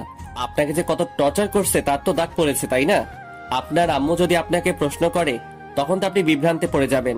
তাই আপনাকে রক্ষা করার জন্য একটু তো ব্রেন খাটাতে হবে আমাকে। ও আচ্ছা, তাহলে এটাই ছিল ওনার মনে। আর আমি কিনা তা কি ভেবে বসেছিলাম। ছি, আমার ভাবনাগুলো সবসময় এত নিচু মনের হয় কিভাবে আমি বুঝি না। আমি ওনার সাথে আর কোনো তর্কে জড়ালাম না, কারণ আমার ভাইয়ার অপারেশন হবে, তাই আমাকে এখান থেকে তাড়াতাড়ি যেতে হবে। আমি দ্রুত গতিতে বোরখাটা পরে একটু ঠিকঠাক হয়ে নিলাম। পেছনে তাকিয়ে দেখি উনি দরজার এক সাইডে হেলান দিয়ে দাঁড়িয়ে আছে, আমার দিকে ফ্যাল ফ্যাল করে তাকিয়ে আছে। বুঝলাম না এভাবে তাকিয়ে থাকার কি আছে। সেটা যাই হোক, ওনার যা করার করতেছে। এখন আমাকে তাড়াতাড়ি ওনাকে নিয়ে যেতে হবে হসপিটালে। প্লিজ একটু তাড়াতাড়ি চলুন না। এত নাটক করতে হবে না, বুঝছো? আমি গিয়ে অপারেশনটা করব, শুধু বাকি সবকিছু রেডি আছে। ওনার কথা শুনে হাঁপ ছেড়ে বাঁচলাম। তাহলে ওনার মাথায় আছে যে আজকে আমার ভাইয়ের অপারেশন করাতে হবে। আমি তো ভাবছিলাম। একা একা কি বিড়বিড় করতেছো? জোরে জোরে কথা বলো, যেন আমিও শুনতে পারি যে আমাকে গালি দিচ্ছ নাকি। সত্যি কথা, আমি আপনার বাবাকে খুন করিনি। প্লিজ এই কথাটা অন্তত বিশ্বাস করুন। উনি হঠাৎ করে গাড়ি দাঁড় করালেন। বুঝলাম না উনি হঠাৎ গাড়ি দাঁড় করালেন কেন। আমি এই বিষয়টা নিয়ে আর কোনো কথা শুনতে চাচ্ছি না। আমার মাথা গরম করে দিবা না, এখনই বলে দিলাম। তাহলে অপারেশনটা আমি ঠিক মতো করতে পারবো না। ওনার কথা শুনে একদম চুপ হয়ে গেলাম, কারণ অপারেশনটা ঠিক মতো না হলে আমার ভাইয়া বাঁচতে পারবে না। আর আমার ভাই বাঁচতে না পারলে আমার আম্মু মারা যাবে, আর আম্মু মারা গেলে আমি বেঁচে থেকে কি করব। তারপর উনি গাড়ি চালাতে লাগলেন। হঠাৎ করে উনি কিছু বলতে শুরু করলেন। আব্বু আমার লাইফে এমন একজন পার্সন ছিল যাকে ছাড়া আমার শ্বাস রুদ্ধ হয়ে যায়, মনে হয় আমি মারা যাই। আমিও একসময় কারো প্রেমে অন্ধ ছিলাম। সেও আমাকে অনেক ভালোবাসতো। আমাকে ভালোবাসতো না এটা ভুল বললাম, সে আমার টাকাকে ভালোবাসতো, আর আমার বাবার টাকাকে। কিন্তু বিশ্বাস করো, আমি তাকে মন থেকে ভালোবাসতাম। সে আমার প্রথম ভালোবাসা ছিল। আমি তাকে এতটাই ভালোবাসতাম যে তার নিজের জীবনটাও বাজি রাখতাম আমি। আমার সাথে কাটানো তার লাস্ট বার্থডেতে আমার কাছ থেকে একটা জিনিস চেয়েছিল সে। আমি হাসি মুখে সেটা বরণ করে নিয়েছিলাম। সে চেয়েছিল আমার প্রপার্টির অর্ধেক মালিকানা। আমি তার বার্থডের দিন তাকে উইল করে দিয়েছিলাম। ওনার কথা শুনে অবাক হলাম। কি হলো? লোকটা এতই ভালোবাসে তাকে, আর সেই মেয়েটা কিভাবে পারলো এত ভালো একটা মনকে ছেড়ে দিতে?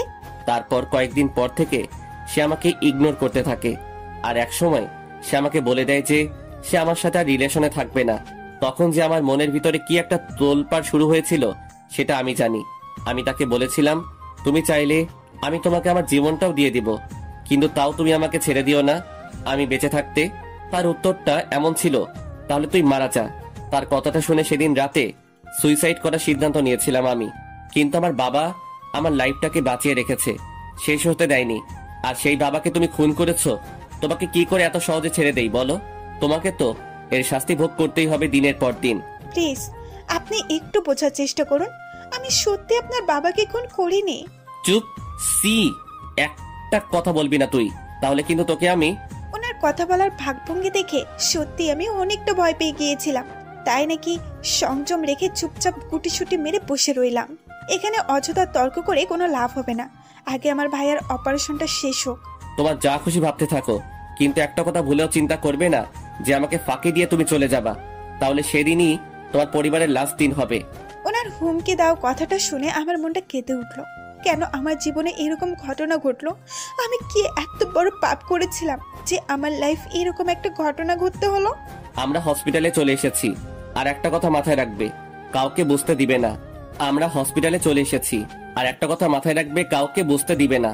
তারপর আমরা দুজনেই হসপিটালে প্রবেশ করলাম। হসপিটালে প্রবেশ করে আমি আমার ভাইয়ের কেবিনের দিকে যেতে লাগলাম। হঠাৎ করে উনি আমার হাত ধরে টানতে টানতে আমাকে নিয়ে গেলেন ওনার কেবিনে। প্লিজ আমাকে আমার ভাইয়ের কেবিনে যেতে দেন। আম্মু কত টেনশন করতেছে আমাকে নিয়ে। তোমার আম্মু জানে তুমি আমার সাথে আছো, তাই না হলে তুমি আমার সাথে যাবা। আপনি বুঝতে পারতেছেন না আমার মন কতটা ব্যাকুল হয়ে আছে আমার আম্মুকে আর আমার ভাইয়াকে দেখার জন্য। প্লিজ আমি যাই, আপনি একটু পরে আসেন। উনি কিছু একটা ভাবতে লাগলেন, ভাবতে ভাবতে আমার হাতটা ছেড়ে দিলেন। আমার হাতটা ছেড়ে দিয়ে উনি ওয়াশরুমের দিকে যেতে লাগলেন, আর আমি এই সুযোগে এক দৌড়ে ভাইয়ের কেবিনের সামনে এসে উপস্থিত হলাম। কেবিনের ভেতরে প্রবেশ করে দেখি আম্মু জায়নামাজে বসে ভাইয়ের জন্য দোয়া করতেছে। আমি চুপি চুপি ভাইয়ের কাছে গিয়ে বসে পড়লাম। আমি ভাইয়ের মাথায় হাত বুলিয়ে দিতে লাগলাম। হঠাৎ করে আম্মুর নামাজ শেষ করে আমাকে প্রশ্ন করলেন, ডাক্তার সাহেব কই রে মা? এই তো একটু আগে আসলাম, উনি আমাকে এক জায়গায় নিয়ে গেছিলেন, তো উনি রেডি হয়ে আসতেছে। আপনার ভাইকে এখন অপারেশন থিয়েটারে নিতে হবে, তার নির্দেশ দিয়েছেন। আচ্ছা, আপনাদের কর্তব্য আপনারা পালন করুন।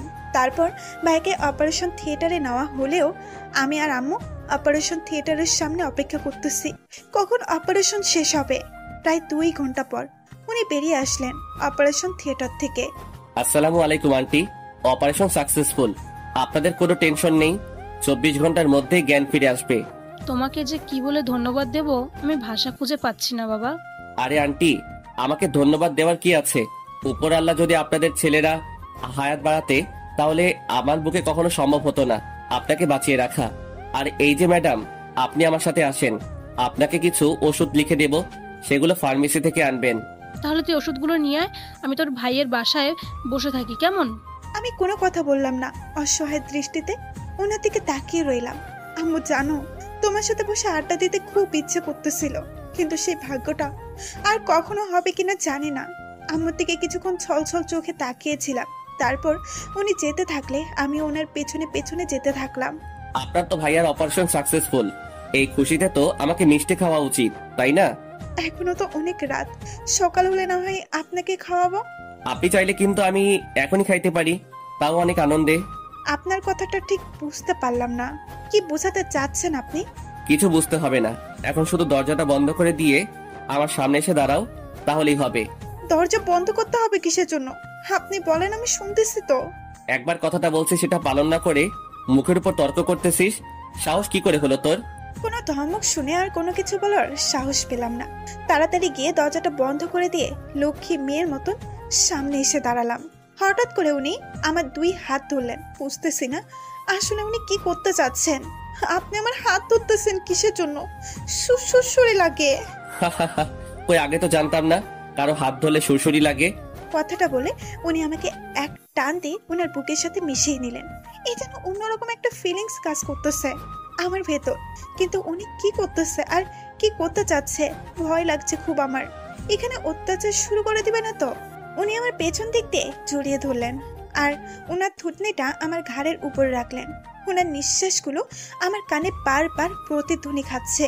এই যেন অন্যরকম একটা ফিলিংস, অনুভব করা ছাড়া বলে বোঝানো সম্ভব না। কেন তুই আমার বাবাকে খুন করতে গেলি? তাহলে আজকে কি তোর উপর প্রতিশোধ নিতে হতো? ওনার কথাটা শুনে বুকের ভেতর ভয় লাগা শুরু করে দিল। কই, এতক্ষণ তো ভালোই লাগতেছিল, কিন্তু ওনার কথাটা শুনে এতটা ভয় লাগতেছে কেন আমার? আজকে আমাদের মাঝে হয়তো শুধু ভালোবাসাটাই থাকতো, কোনো প্রতিশোধের দেয়াল থাকতো না দুজনের মাঝে। হঠাৎ করে আমাকে সামনে থেকে ঘুরিয়ে নিলেন। বিদ্যুৎ ওনার ঠোঁট আমার ঠোঁট দখল করে নিল। বিষয়টা এত তাড়াতাড়ি ঘটে গেল যে আমার এতটা ভালো লাগতেছে বলে বোঝাতে পারবো না। এখন যা, তুই তোর ভাইয়া আর তোর আম্মুর সাথে কথা বলে নে, সকালে আমার সাথে তোকে যেতে হবে। আমাকে আমার ভাই সুস্থ হওয়া পর্যন্ত এখানে থাকতে দেওয়া যায় না?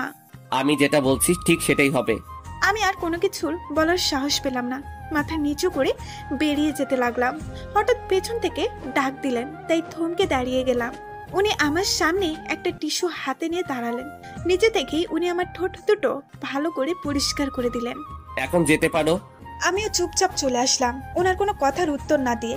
প্রতিটা কদমে আমাকে ভাবাচ্ছে কি আমাকে এইভাবে ফাঁসিয়ে দিল। আমি কার কি এমন ক্ষতি করেছি যে আমার জীবনটাকে নরক তুল্য যন্ত্রণায় পরিণত করে দিল?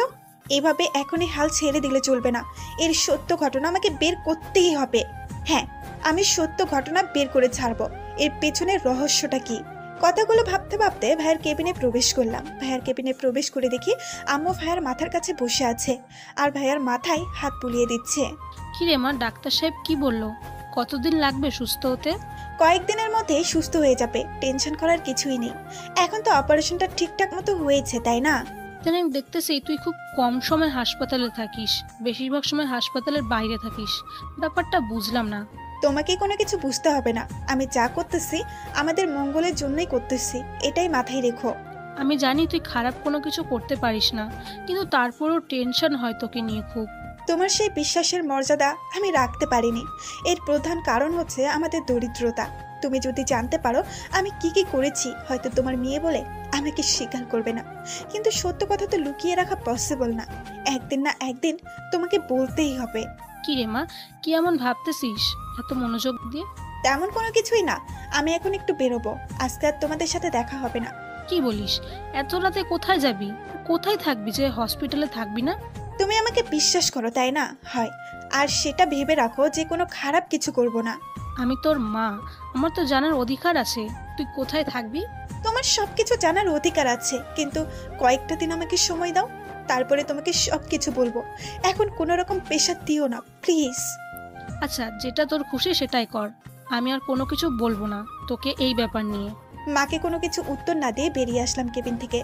আসার সময় পেছনে ফিরিয়ে দেখি আম্মু মাথা নিচু করে কি যেন ভাবতেছে। আমি সেদিকে লক্ষ্য না করে বেরিয়ে আসলাম। বেরিয়ে এসে দেখি উনি বাইরে দাঁড়িয়ে আছে, হয়তো আমার জন্য অপেক্ষা করতেছিলেন যে কখন আমি আসব আর কখন আমাকে ওনার বাসায় নিয়ে গিয়ে অত্যাচার শুরু করবে। কি ব্যাপার, এত তাড়াতাড়ি কথা বলা শেষ হয়ে গেল যে? আমি তো ভাবলাম আজকে সারা রাত মনে হয় আপনার কথা শেষ হবে না। আমার মাথা ব্যথা করতেছে, আমি এখন কারোর সাথে বকবক করতে রাজি না। আমাকে এখন যেতে হবে, এখন যেখানে নিয়ে যাবেন চলুন, যাচ্ছি আপনার সাথে। বাহ, আপনার রাগ দেখে তো অনেকটা ভয় পেয়ে গেলাম। এত রাগ কোথায় লুকিয়ে রাখেন শুনি একটু? এরকম বিরক্তকর প্রশ্ন করবেন না, বুঝছেন? আপনার কথা আমি রেখেছি, এখন যা করার করুন। সত্যি? এখন যা করার করব। আচ্ছা চলো তাহলে। কথাটা বলে উনি আমার একটা হাত ধরে টানতে টানতে বাইরে নিয়ে গেলেন। বাইরে নিয়ে গিয়ে গাড়িতে বসিয়ে দিলেন, আর উনি অপর পাশে গিয়ে বসলেন ড্রাইভিং সিটে। আপনার সাথে কিছু ইম্পর্ট্যান্ট কথা ছিল আমার। কারো ইম্পর্টেন্ট কথা শোনার সময় নেই আমার, বুঝছেন? আপনার সাথে আমি একটা শর্ত করতে চাই, সেটা হলো আমি যদি প্রমাণ করতে পারি যে আপনার বাবাকে আমি খুন করিনি, তাহলে আমাকে সারা জীবনের জন্য মুক্তি দিতে হবে। আচ্ছা, আমারও তাহলে একটা শর্ত আছে, আর সেটা হলো তোকে মাত্র 1 মাসের ভিতরে করতে হবে। আর যদি এর মধ্যে করতে না পারিস তাহলে তোকে সারা জীবনের জন্য আমার কাছেই পস্তাতে হবে। এত কম সময়ের মধ্যে কিভাবে পসিবল আপনি একটু বলুন তো? আমি তো এখানকার কোনো কিছু চিনি না যে এত তাড়াতাড়ি খুনিকে বের করব। সেটা তোমার ব্যাপার, তুমি শর্ত দিয়েছো, আমি মেনে নিয়েছি। আমি শর্ত দিয়েছি, তুমি এখন মানবে কি মানবে না বলো। আচ্ছা, আমি রাজি আছি। এই 1 মাস যখন আমার যেখানে খুশি আমি সেখানে যেতে পারবো, এই পারমিশনটা আমাকে দিতে হবে তাহলে। ওকে দিলাম, কিন্তু আমার যখন যা খুশি তাই করব। কোনো রকম বাধা বা বিপত্তিকর কথা বলা যাবে না। কি লোক রে বাবা, প্রতিটা কথায় সত্য দেয়। আপনার কোন মতলব কি সেটা তো আমি ভালোভাবে বুঝতে পেরেছি। কি আর করব, আপনি দেহটা জানতো সব সময় দিয়ে দেব, সমস্যা নেই। আমার দেহটার উপর আপনার এত লোভ। আমরা বাসায় এসে পড়েছি, নামো। আমি কিন্তু এখনো আমার প্রশ্নের উত্তরটা পেলাম না। কি করতেছেন আপনি এসব? আমাকে নামিয়ে দেন বলছি, এক্ষুনি নামিয়ে দেন আমাকে। শর্তের কথা কি ছিল? আমার যখন যা খুশি তাই আমি করতে পারবো। এবার আমি চুপ হয়ে গেলাম, আর কোনো কিছু বললাম না। চুপচাপ উনি যেটা করতেছেন ওনাকে করতে দিচ্ছি। একটু পর খেয়াল করে দেখলাম আমরা এতক্ষণ যে বাড়িতেই ছিলাম এটাই সেই বাড়ি না, অন্য একটা বাড়ি। এটা আপনি আমাকে কোথায় নিয়ে এসেছেন? আমাকে এখান থেকে নিয়ে চলুন। এটা একটা ভূতের বাড়ি, তোমাকে নিয়ে এসেছি ভূতদের কাছে। তোমার যে রক্ত আছে সেই রক্ত নাকি ভূতের অনেক পছন্দ। তাদের সাথে একটা ডিল করেছি, আমি তোমার রক্ত দেব তাদেরকে, আর তারা আমাকে অনেক টাকা দিবে। ছি, আপনি এতটাও নিস মনের মানুষ? আপনাকে দেখে তো ছি। মেয়েদের এই একটাই দোষ, কোনো কিছু না দেখে হুদাই একটা মন্তব্য করে বসে। যেই উনি আমাকে ভেতরে নিয়ে গেলেন, ভেতরটা দেখে তো আমি পুরাই অবাক। এটা কি কারো বাড়ি নাকি রাজপ্রাসাদ? ছি, আপনি এতটাও নিচু মনের মানুষ? আপনাকে দেখে তো ছি। মেয়েদের এই একটাই দোষ, কোনো কিছু না দেখে হুদাই একটা মন্তব্য করে বসে। যেই উনি আমাকে ভেতরে নিয়ে গেলেন, ভেতরটা দেখে তো আমি পুরাই অবাক। এটা কি কারো বাড়ি নাকি রাজপ্রাসাদ? এটা আপনি আমাকে কোথায় নিয়ে আসলেন? একটু আগে বললাম তো এটা ভূতের বাড়ি, তারপরও জিজ্ঞেস করার কি আছে? দেখেন, একদম ফাজলামো করবেন না। প্রশ্নের সোজা উত্তর দিলে কি হয় আপনার? সব সময় বাঁকাভাবে কথা বলেন কিসের জন্য? আরে ভাইয়া, তুই আবার এটা কাকে কোলে নিয়ে আসছিস এভাবে? আর মেয়েটা কে? হঠাৎ করে একটা মেয়ে কোথা থেকে বেরিয়ে এসে অনেকে জিজ্ঞেস করলেন। আমি মেয়েটার দিকে তাকিয়ে রইলাম। মেয়েটা দেখতে কি মিষ্টি, অনেক সুন্দর দেখতে মেয়েটা। কে রে ভাইয়া, কথা বলতেছিস না যে? কিসের জন্য? তুই আবার এটা কাকে নিয়ে আসলি? আম্মু, ও আম্মু, দেখো তোমার ছেলে কাকে যেন নিয়ে এসছে। এই পিচ্ছি, আর একবার যদি চিল্লাইছিস আজকে তোর কান গরম করে দেব। চুপচাপ দেখে যান। এই যে মিস্টার, এখন তো আমাকে নামিয়ে দিন। এভাবে ছোট বাচ্চাদের মতো আমাকে কোলে তুলে রাখছেন কিসের জন্য? ওনার কানে ফিসফিসি করে কথাটা বললাম। যেটা হচ্ছে হতে থাক, একটা কথা বলবে না। লক্ষ্মীবের মতো চুপচাপ যেভাবে আছো ঠিক সেইভাবে থাকো, কিছু করার চেষ্টা করবে না। আমি আর কিছু বললাম না, চুপ করে রইলাম। হঠাৎ করে উপরে তাকিয়ে দেখলাম একজন মহিলা উপর থেকে নিচের দিকে নামতেছে। আমি ওনার দিকে তাকিয়ে দেখলাম সেদিকে ওনার কোনো ভ্রুক্ষেপ নেই। উনি ওনার মতো। কি আজব লোক রে বাবা! আমার মনে হচ্ছে তো মহিলাটা ওনার আম্মু। কি রে, তুই এখন এটা কাকে নিয়ে আসলি? আর এভাবে বেহায়ার মতো একটা মেয়েকে কোলে করে রাখতেছিস কিসের জন্য? শরম করে না তোর? এটা তোমার বৌমা আর ছুটকি, এটা তোর ভাবি। এখন হয়েছে? আর কোনো কথা, আর কোনো প্রশ্ন আছে কারো? কি বলছিস তুই? তোর মাথা ঠিক আছে? তুই বিয়ে করলি কবে, আর আমাদের না জানিয়ে? আম্মু, তোমার ছেলের কাণ্ড দেখো। কি রে, তোর মাথা ঠিক আছে? তুই সব কি বলতেছিস? আমার মাথা একদম ঠিক আছে। এই ছুটকি, তোর ভাবিকে নিয়ে আমার রুমে যা। তারপর উনি আমাকে ওনার কোল থেকে নামিয়ে দিলেন আর ছুটকে এসে আমার ডান হাতটা ধরে উপরে নিয়ে যেতে লাগলো। আচ্ছা ভাবি, ভাইয়ার সাথে কি তোমার রিলেশন ছিল, বা তুমি কি সেই মেয়ে যার কারণে ভাইয়া আজকে এরকম? না, আমি একজন অচেনা। তার মানে তাহলে ভাইয়ার সাথে তোমার পরিচয় হলো কিভাবে, আর বিয়ে হলো কিভাবে? সেটা একটা লম্বা কাহিনী। আজকে একটু ক্লান্ত লাগতেছে। সকালে তোমাকে বলি, যদি তুমি মন না খারাপ করো। আমার এখানে মন খারাপ করার কি আছে? ক্লান্ত লাগতেছে, তাড়াতাড়ি রুমে আসো, শুয়ে পড়ো আর ঘুমিয়ে যাও। তোমার বজ্জাত ভাই যদি আমাকে এত তাড়াতাড়ি ঘুমাতে দিত তাহলে কাজ হয়ে যেত। একটু করে এসে তো নাটক শুরু করে দিবে আমার সাথে। কিন্তু একটা কথা, আমাকে খুব ভাল লাগছে এই বাসাটা। ওনার কেন জানি আমার বিশ্বাস হচ্ছে না। এত কিছু ভেবে আমার কি লাভ? আমাকে যেভাবে চালাবে আমাকে সেইভাবেই চলতে হয়। এটাই হলো বড় কথা। কি রে, তোর মাথা ঠিক আছে? তুই তোর বাবার খুনিকে বিয়ে করে নিয়ে এসেছিস? দেখো আম্মু, আমি কথা দিয়েছিলাম আমি আমার বাবার খুনিকে নিয়ে হাতে শাস্তি দিব। তাই বলে তোর বাবার খুনিকে কি তুই বিয়ে করবি? এটা মেনে নিতে পারছি না। এটা ঠিক করিসনি। আমি এই মেয়েকে কখনো পুত্রবধূ হিসেবে মেনে নেব না। আরে আম্মু, মেয়েটা বলতেছে মেয়েটা নাকি বাবাকে খুন করেনি, বাবার সাথে নাকি কিছু কথা ছিল, তার কথাগুলো বলে বেরিয়ে গিয়েছিল। তুই এই মেয়েটার কথায় বিশ্বাস করতেছিস, তাই না? যেখানে একটা ভিডিও আমার কাছে আছে, যেখানে পরিষ্কার দেখা যাচ্ছে যে মেয়েটা তোর বাবাকে খুন করে বেরিয়ে যাচ্ছে। আম্মু, তোমার কি কমন সেন্স বলতে কিছুই নেই? যদি এই ভিডিওটাতে দেখা যেতেও যে মেয়েটা সত্যি বাবাকে খুন করতেছে, তাহলে না হয় একটা কথা ছিল। সেখানে দেখা যাচ্ছে বাবা রক্তাক্ত লাশ পড়ে আছে, মেয়েটা বেরিয়ে যাচ্ছে। তুই যেটা ভালো বুঝিস করতে থাক। এই বিষয় নিয়ে আমার সাথে কোনো কথা বলতে আসবি না। আর একটা কথা কান খুলে শুনে রাখ, আমি ওই মেয়েকে কখনো আমার পুত্রবধূ হিসেবে গ্রহণ করব না। আচ্ছা ছুটকি, তোমার ভাইয়ের সমস্যার কথাটা বললে আর বললে একটা মেয়ের কথা, কাহিনীটা কি বলবে আমাকে? সরি ভাবি, এটা আমি কখনো তোমাকে বলতে পারবো না, কারণ ভাইয়া যদি কোনোভাবে জানতে পারে যে আমি কথাটা তোমাকে বলেছি, তাহলে ভাইয়া আমাকে জ্যান্ত পুঁতে ফেলবে। কিরে, এখানে কি হচ্ছে? কে কাকে জ্যান্ত পুঁতে ফেলবে? কই কিছু না ভাইয়া, আমরা তো ফান করতেছিলাম, তাই না ভাবি? সুটকির মুখের রিয়াকশন থেকে বুঝতে পারলাম মেয়েটা অনেক ভয় পেয়ে গেছে আর আমার মুখ থেকে হ্যাঁ শব্দ শোনার অপেক্ষা করতেছে। তাই আমিও মাথা নাড়িয়ে হ্যাঁ সূচক জবাব দিলাম। নিমিষেই সুটকির মুখে মুচকি হাসি চলে আসলো। অনেক রাত হয়েছে, ছুটকি তো রুমে গিয়ে ঘুমিয়ে পড়, কালকে গল্প করিস তোর ভাবির সাথে। তারপর সুটকি আরেকটা কথা না বলে রুমে চলে গেল আর উনি রুমের দরজা লাগিয়ে দিল। তারপর উনি আমান থেকে ধীরে ধীরে এগিয়ে আসছে লাগলেন আর আমার গায়ে কাটাতে উঠতে লাগলো। এখন আমি তোকে সে প্রশ্ন করব, ঠিক তার উত্তর দিবি, একটু ভুলভাল বলার চেষ্টা করবি না। ওনার কথা বলার ভঙ্গি আর ওনার মুখের রিয়াকশন দেখে সত্যি আমি অনেক ভয় পেয়ে গেছি। এখন আমাকে মারধর করবে না তো আবার? কিরে, কথা বলতেছি কানে যায় না? কথা বলতেছিস না কিসের জন্য? বোবা হয়ে গেলি নাকি? আমি এভাবে চুপ করে থাকলে কি হবে? আমার কথার উত্তর দিলেই তো হয়, নাকি কানের নিচে কয়েকটা দেওয়ার পর উত্তরটা পাবো? আচ্ছা, আপনার প্রশ্নগুলো করেন। নিচের স্বরে কথাটা বললাম। আচ্ছা, তুই যদি সেদিন আমার বাবাকে খুন না করে থাকিস, তাহলে কে খুন করেছে? তুই তাহলে তো নিশ্চয়ই জানিস। আমাকে আঙ্কেল একটা নার্সের দ্বারাই ডেকে এনেছিল। আমার আঙ্কেল আমাকে একটা কথা বলেছিল, আর আমি সেই কথাটা না করে দেই।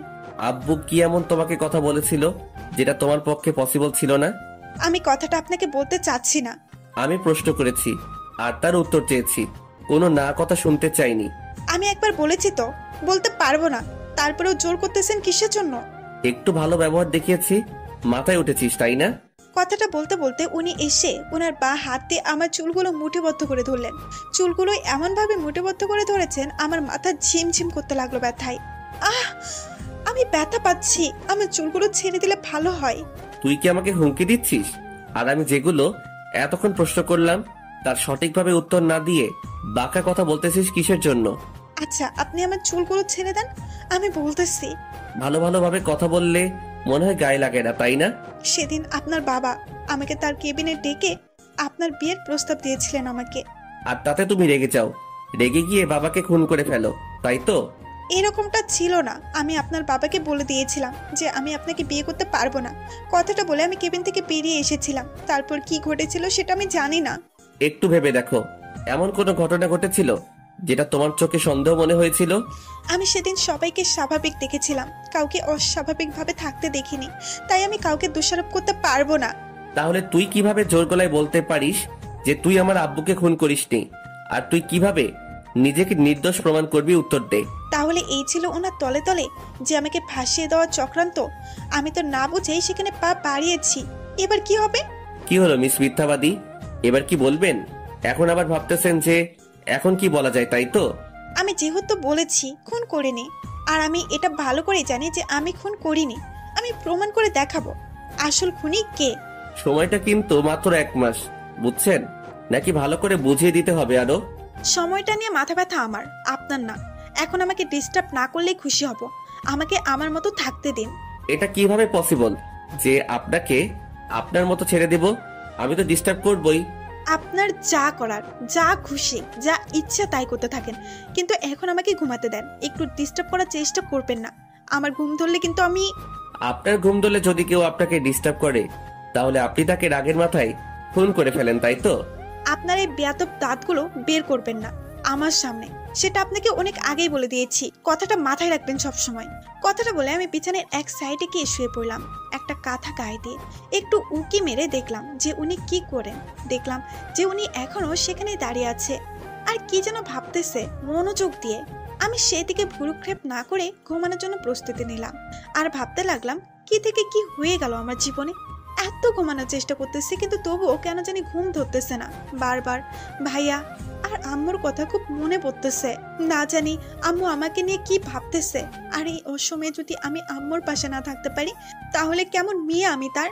পরিস্থিতি আজকে আমাকে কোথা থেকে কোথায় নিয়ে এসেছে, চিন্তা করলে গা শিউরে ওঠে। কথাগুলো ভাবতে ভাবতে কখন যে ঘুম মামা এসে আমার চোখ দুটো নিন্দ্রায় নিন্দ্রিত করে দিয়েছে বুঝতেই পারিনি। হঠাৎ করে মনে হলো কে যেন আমার গা ঝাঁকুনি দিচ্ছে। ঘুম ঘুম চোখে হাই তুলতে তুলতে চোখ খুলে ভালো করে সামনে তাকিয়ে দেখি বজ্জাত লোকটা। তাই আবার বিছানায় গা এলিয়ে দিলাম ঘুমানোর জন্য। এখনো ভালোভাবে ঘুম হয়নি, কারণ কালকে ঘুমাতে। এই মিস মিথ্যাবাদী, এটা আপনার বাবার বাসা না যে যখন খুশি তখন ঘুম থেকে উঠবেন।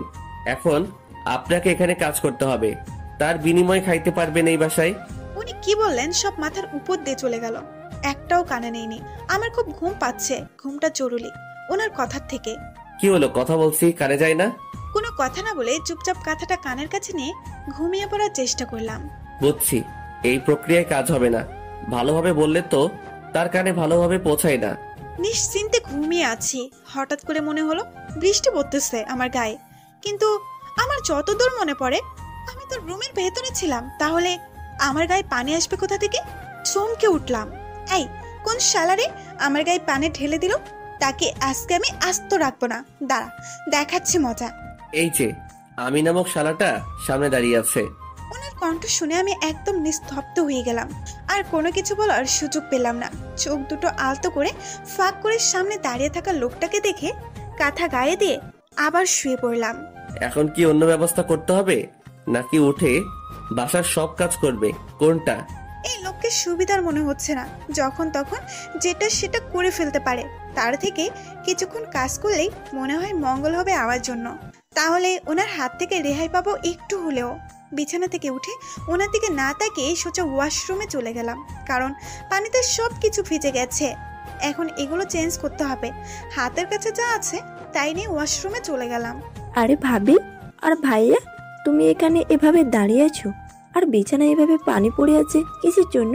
তেমন কিছু না, পানি খেতে ধরছিলাম, পড়ে গিয়েছিল। ভাইয়া, তুমি এখনো ছোট বাচ্চা রয়ে গেলে, তোমার স্বভাবটা এখনো পাল্টালো না, তাই না? হয়েছে, আমাকে আর লেকচার দিতে হবে না। তোর কয়েকদিন পর বিয়ে দিয়ে এই বাসা থেকে বিদায় দিচ্ছি। ওয়েট। তোমার সাহস কি করে হয় আমার আব্বুর বাসা থেকে আমাকে তাড়িয়ে দিতে চাচ্ছ? কে কাকে কার বাপের বাসা থেকে তাড়িয়ে দিতে চাচ্ছে একটু শুনি।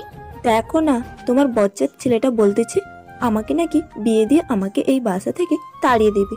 তুমি তোমার ছেলের বিচার করবে আমার মুখের সামনে। তোদের দুজনের কি কোনো কাজ নেই? একসাথে হলে ঝগড়া শুরু করে দিস। এটা আমার দোষ কোথায় বলো? আমি তো আমার রুমে ছিলাম। তোমার মেয়ে আমার রুমে আসলো কিসের জন্য? আমি তোর রুমে কবে আসলাম? আমি আমার ভাবির রুমে এসেছি, তোর রুমে আসিনি। বুঝেছিস তুই? এখান থেকে বের হয়ে যা। আম্মু, তোমার মেয়ে কিন্তু আরো বেশি বকবক করতেছে। পিটানি দিব। এখান থেকে চলে যেতে বলো। চুটকি চল, আমরা নিচে যাই। এই রুমে থেকে আমাদের কোনো কাজ নেই। আচ্ছা আম্মু, চলো তাহলে নিচে যাই। আর শোন, তোকে বলছি, তুই যদি আর একবার ভুল করেও আমার রুমে এসেছিস তো তোকে অপমান করে আমি বের করে দেবো, মনে রাখিস কথাটা। আরে এটা কি হলো? আম্মু এভাবে আমার উপর রেগে গেল কিসের জন্য? আর মন খারাপ করে আমার রুম থেকে চলে গেল কিসের জন্য বুঝলাম না। তাহলে কি আম্মু আমাকে ভুল বুঝতে শুরু করলো নাকি? আমি ফ্রেশ হয়ে ওয়াশরুম থেকে বেরিয়ে আসলাম। ওনার দিকে তাকিয়ে দেখি উনাকে বেশ চিন্তিত লাগতেছে। হঠাৎ করে ওনার আবার কি হয়ে গেল? মুড আপ দেখাচ্ছে কেন ওনার? কি হয়েছে আপনার? এরকম দেখাচ্ছে কেন আপনাকে? সেটা তোকে বলতে হবে? তুই তোর মতো থাক। আরে এত রেগে যাচ্ছেন কিসের জন্য? বললেই তো হয়। বলছি না, তুই তোর মতো থাক। আর একটা কথা বলবি না, তাহলে কিন্তু তোর অবস্থা খারাপ হবে। কথাটা বলে উনি সজোরে আমার গালে একটা থাপ্পড় লাগিয়ে দিলেন, যেটার জন্য আমি মোটেও প্রস্তুত ছিলাম না। হঠাৎ করে আবার কি এমন হয়ে গেল যে উনি আমার উপর এরকম রিয়াকশন দেখাচ্ছেন? প্লিজ একবার বলুন আপনার কি হয়ে গেল এই এতটুকু সময়ের মধ্যে? তোকে বলছি না আমার সাথে কথা বলবি না, তারপরও কথা বলতেছিস কিসের জন্য?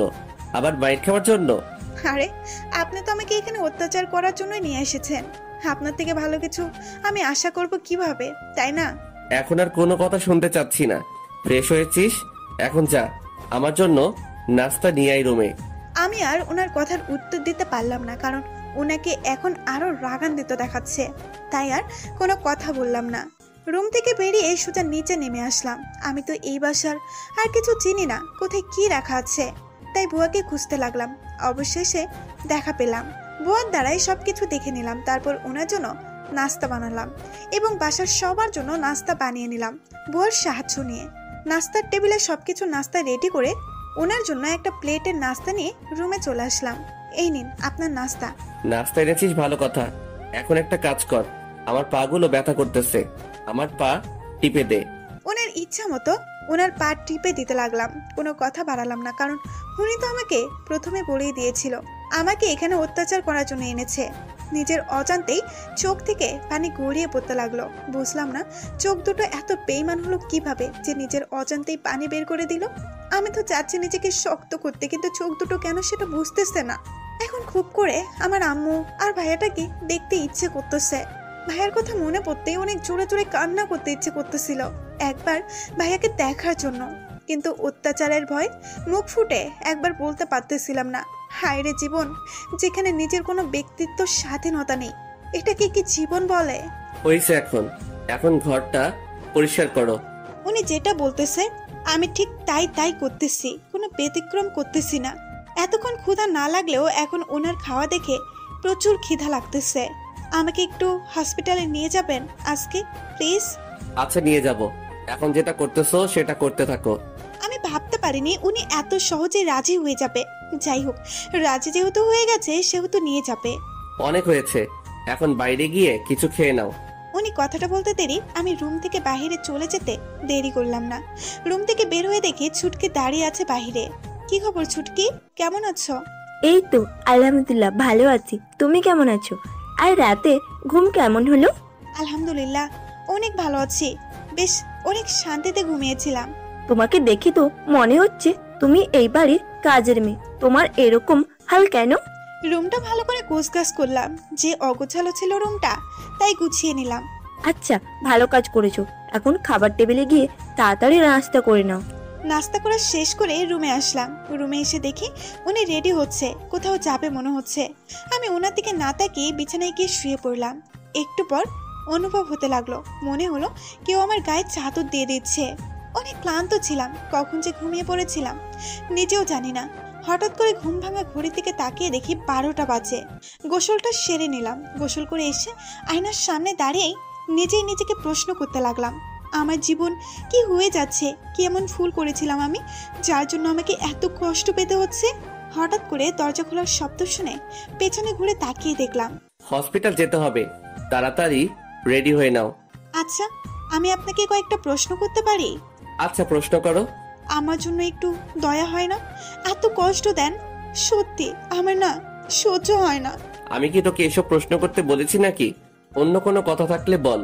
আচ্ছা, তাহলে আমাকে তাড়াতাড়ি একটু হসপিটালে নিয়ে চলেন। তারপর দুইজনে বেরিয়ে পড়লাম হসপিটালের উদ্দেশ্যে। আমি গাড়িতে আছি, উনি গাড়ি চালাচ্ছেন। বেশ কিছুক্ষণ পর হসপিটালে পৌঁছে গেলাম। উনি গাড়িতে বসে থাকতেই আমি নেমে ভাইয়ের কেবিনে যেতে লাগলাম। ভাইয়া, হ্যাঁ ভাইয়া, কেমন আছিস রে? এই তো আপু, অনেক ভালো। কিন্তু তুই কোথায় গিয়েছিস? তোকে কত খুঁজলাম। তুই নাকি জরুরি কাজে গিয়েছিস? আমার একটা জরুরি কাজ ছিল তো, তাই তোমাকে সময় দিতে পারিনি। এখন এসেছি, এখন থাকবো তোর পাশে। জানো আপু, আম্মু না কান্না করতেছিল তোমাকে দেখতে না পেয়ে। বলিস কি? আমা কোথায় গেছে রে? দেখতেছি না যে। একটু আগে বাইরে গেল, চলে আসবে এক্ষুনি। আচ্ছা, তো একটু শুয়ে থাক, আমি এই বাইরে যাব আর আসবো। আবার মিথ্যা কথা বলে কোথাও চলে যাবে না তো?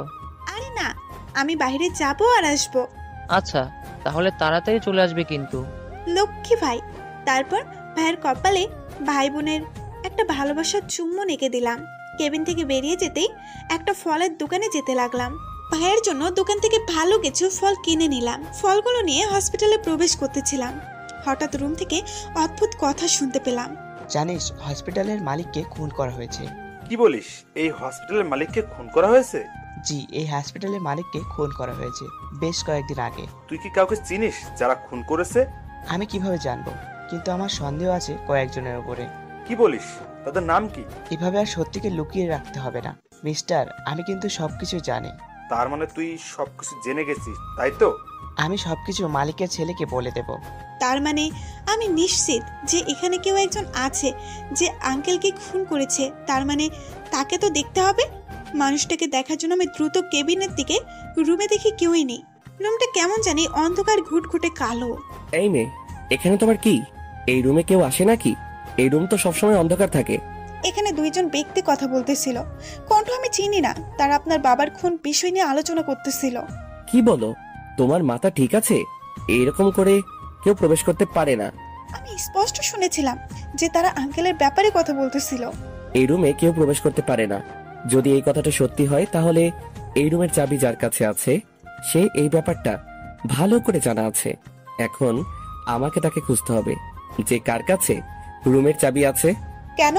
আপনি তো এই হসপিটালের ডক্টর, তাহলে তো আপনার জানার কথা যে কার কাছে এই রুমের চাবি থাকে আর কে কি করে। বিষয় তো আপনার জানা উচিত, তাই না? আমার জীবনে একটা কালো অধ্যায় রয়েছে, যে অধ্যায়ের কথা আমি কখনো তুলতে চাই না। আপনি কি বলতেছেন? আপনাদের হসপিটাল আর আপনি খোঁজ খবর নেন না, সেটা কি করে হয়? আপনি এত দায়িত্বহীন মানুষ। আমি ডক্টরেট পাশ করার পর হসপিটালে আসা বন্ধ করে দিয়েছি। আমি হসপিটালের কোনো খোঁজ খবর নেই না, সবকিছু আব্বু দেখাশোনা করত। তাও অন্তত হসপিটালের খোঁজখবর রাখা উচিত ছিল। যদি হসপিটালের খোঁজখবর না নেন, তাও আপনার আব্বুর খোঁজখবর রাখা উচিত ছিল আপনার, যে কার সাথে ওনার দ্বন্দ্ব রয়েছে। আমার জানা মতে আব্বুর এই হসপিটালে কোনো শত্রু থাকতে পারে না, কারণ আমি তো ভালো মনের মানুষ হতে পারি না। ভালো মানুষগুলো সবসময় শত্রু বেশি থাকে, এটা হয়তো আপনার অজানা না। এসব বিষয় নিয়ে এখন তর্ক করতে চাচ্ছি না। আমি শুধু জানতে চাচ্ছি ব্যক্তি দুইটা কে ছিল, আর তুমি কি আরেকবার সেই ব্যক্তিদের কণ্ঠ শুনে চিনতে পারবে যে এরাই ভিতরে ছিল? আমি যেহেতু তাদের কণ্ঠ শুনেছি একবার, সে তো যদি তাদের কথা আমি কিছুক্ষণ শুনি তাহলে অবশ্যই চিনতে পারবো। আর তারা কথায় কথায় একটা উচ্চারণ করেছিল। কি সেই কথা? এমন কোনো ক্লু রেখেছে তারা যেটা তাদেরকে ধরার জন্য যোগ্য? তাহলে একটা কথা উচ্চারণ করতেছিল, যদি বড়বাবু জানতে পারে তাহলে দুজনকে ইনাকি খুন করে ফেলবে। তার মানে তারা খুনি না, খুনি অন্য একজন। কি বলতেছো? এত বড় রহস্য আর আমি কিছুই জানি না? জানবেন কিভাবে? মেয়ে নিয়ে বারে যান, ক্লাবে যান, নাইট ক্লাবে যান, তাহলে তাহলে তো সব আপনার খোঁজ খবর সবকিছু রাখতে পারবেন, তাই না? Shut up! আমার মুখের উপর তর্ক করা বা জোরে কথা বলার সাহস কি করে হলো তোর? উচিত কথা বলে সবার গায়ে লাগে, সেটা আমি আগে থেকে ভালো করে জানি। এখন অযথা আপনার সাথে কথা বলে আমার টাইম ওয়েস্ট করার কোনো ইচ্ছা নাই। কথা কিন্তু একটু সাবধানে বলবা, বুঝছো? বেশি রকম তেরা বেকা কথা বলবা না। আপনাকে আমি কি বলেছিলাম? আমি 1 মাসের মধ্যে আপনার আব্বুর খুনিদের আমি বের করব। আর আমি যখন এইসব নিয়ে মাথা ঘামাবো অন্তত তখন আপনি আমাকে ডিস্টার্ব করবেন না, তাহলে কিন্তু ভালো হবে না। কথাটা বলে ওনাকে আর কোনো কথা বলার সুযোগ না দিয়ে ওখান থেকে চলে আসলাম। ভাইয়ের কেবিনে প্রবেশ করে ভাইয়াকে ফলগুলো ভালোভাবে কেটে দিলাম। ভাইয়া ফলগুলো খাচ্ছে আর আমার দিকে তাকাচ্ছে। এই মেয়ের সাহস কি করে হয় আমার সাথে এভাবে রাগ দেখিয়ে কথা বলার আর আমার মুখের উপরে তর্ক করার? একে তো আমি দেখে নেব, তার আগে আব্বুর খুনি খুঁজে বের করতে হবে। তোকে আমি আগে ধরা পাই, তারপর দেখ তোকে আমি কি করি। আচ্ছা আপু, তুমি কি কোনো বিষয় নিয়ে চিন্তিত? কারণ আগে তোমার মুখে সবসময় হাসি থাকতো, এখন তোমার মুখের হাসি আমি খুঁজেই পাই না। পাগল ভাই, আমার অনেক টেনশন হয় তোকে নিয়ে। এখন কি হাসির মধ্যে থাকা যায় বল? তুই সুস্থ হ। আমি তো সুস্থ হয়ে গেছি, আর তাও তোমাকে কেন জানি দিন দিন মনমরা দেখা যাচ্ছে। ব্যাপার কি? তেমন কিছু না রে পাগল, আমাকে নিয়ে তোকে ভাবতে হবে না। তুই সুস্থ হলে দেখবি যে আমার মুখে হাসি ফিরে এসেছে। আচ্ছা আপু, আমাকে এই হসপিটাল থেকে কবে রিলিজ দিবে সেটা কি শুনেছো? না রে ভাইয়া, এখানে যে হসপিটালের মালিক আছে না, তিনি খুন হয়েছে। এই বিষয় নিয়ে এখন যার সাথে কথা বলবো তিনি তার ছেলে। তাই এখন কিভাবে তার সাথে কথা বলি এই বিষয় নিয়ে একটু ভাবার বিষয়, তাই না? কি বলিস আপু, সত্যি নাকি ওই আঙ্কেলটা খুন হয়েছে? আরে ভাইয়া, ওই আঙ্কেলটা কম হয়ে গেছে, আরো 1 ঘন্টা খুন হওয়ার পর থেকেই তো। কি হলো আপু, তোমাকে গেলে কিসের জন্য? বল, কি হয়েছে তারপর থেকে? তেমন কিছু না, আম্মুর সাথে তো ভালো মতো দেখা হলো না। তুই আম্মুকে বলিস যে আপু এসে তোর সাথে দেখা করে গিয়েছিল। এখন কোথায় যাবি তুই? আর এত তাড়াহুড়া দেখাচ্ছিস কেন? তোর কি বাইরে কোনো কাজ আছে? জি ভাইয়া, অনেক ইম্পর্টেন্ট একটা কাজ আছে। আমি হসপিটালে আশা করি থাকবো, কিন্তু রুমে আসা বেশি একটা সময় পাবো না। সাবধানে থাকিস আপু, কারণ বলা যায় না। যেহেতু এই হাসপাতালের মালিক খুন হয়েছে, নিশ্চয়ই খুনি হাসপাতালেই আছে। এরকম ঝামেলায় জড়িয়ে যাস না আবার। তুই একদম ঠিক বলেছিস ভাইয়া, খুনি হসপিটালেই আছে। আমি সেই বিষয়ে জানবো, আমাকে নিয়ে টেনশন করতে হবে না তোকে। তারপর কেবিন থেকে বেরিয়ে আসলাম। কেবিন থেকে বেরিয়ে এসে দেখলাম উনি একজন নার্সের সাথে কথা বলতেছেন। আমি ওনার পাশে গিয়ে দাঁড়ালাম। আপনার সাথে আমার কিছু কথা ছিল, যদি আপনার সময় থাকে একটু আসবেন এদিকে। আচ্ছা, 5 মিনিট ওয়েট করো, ওই সাইডে গিয়ে দাঁড়িয়ে থাকো, আমি যাচ্ছি।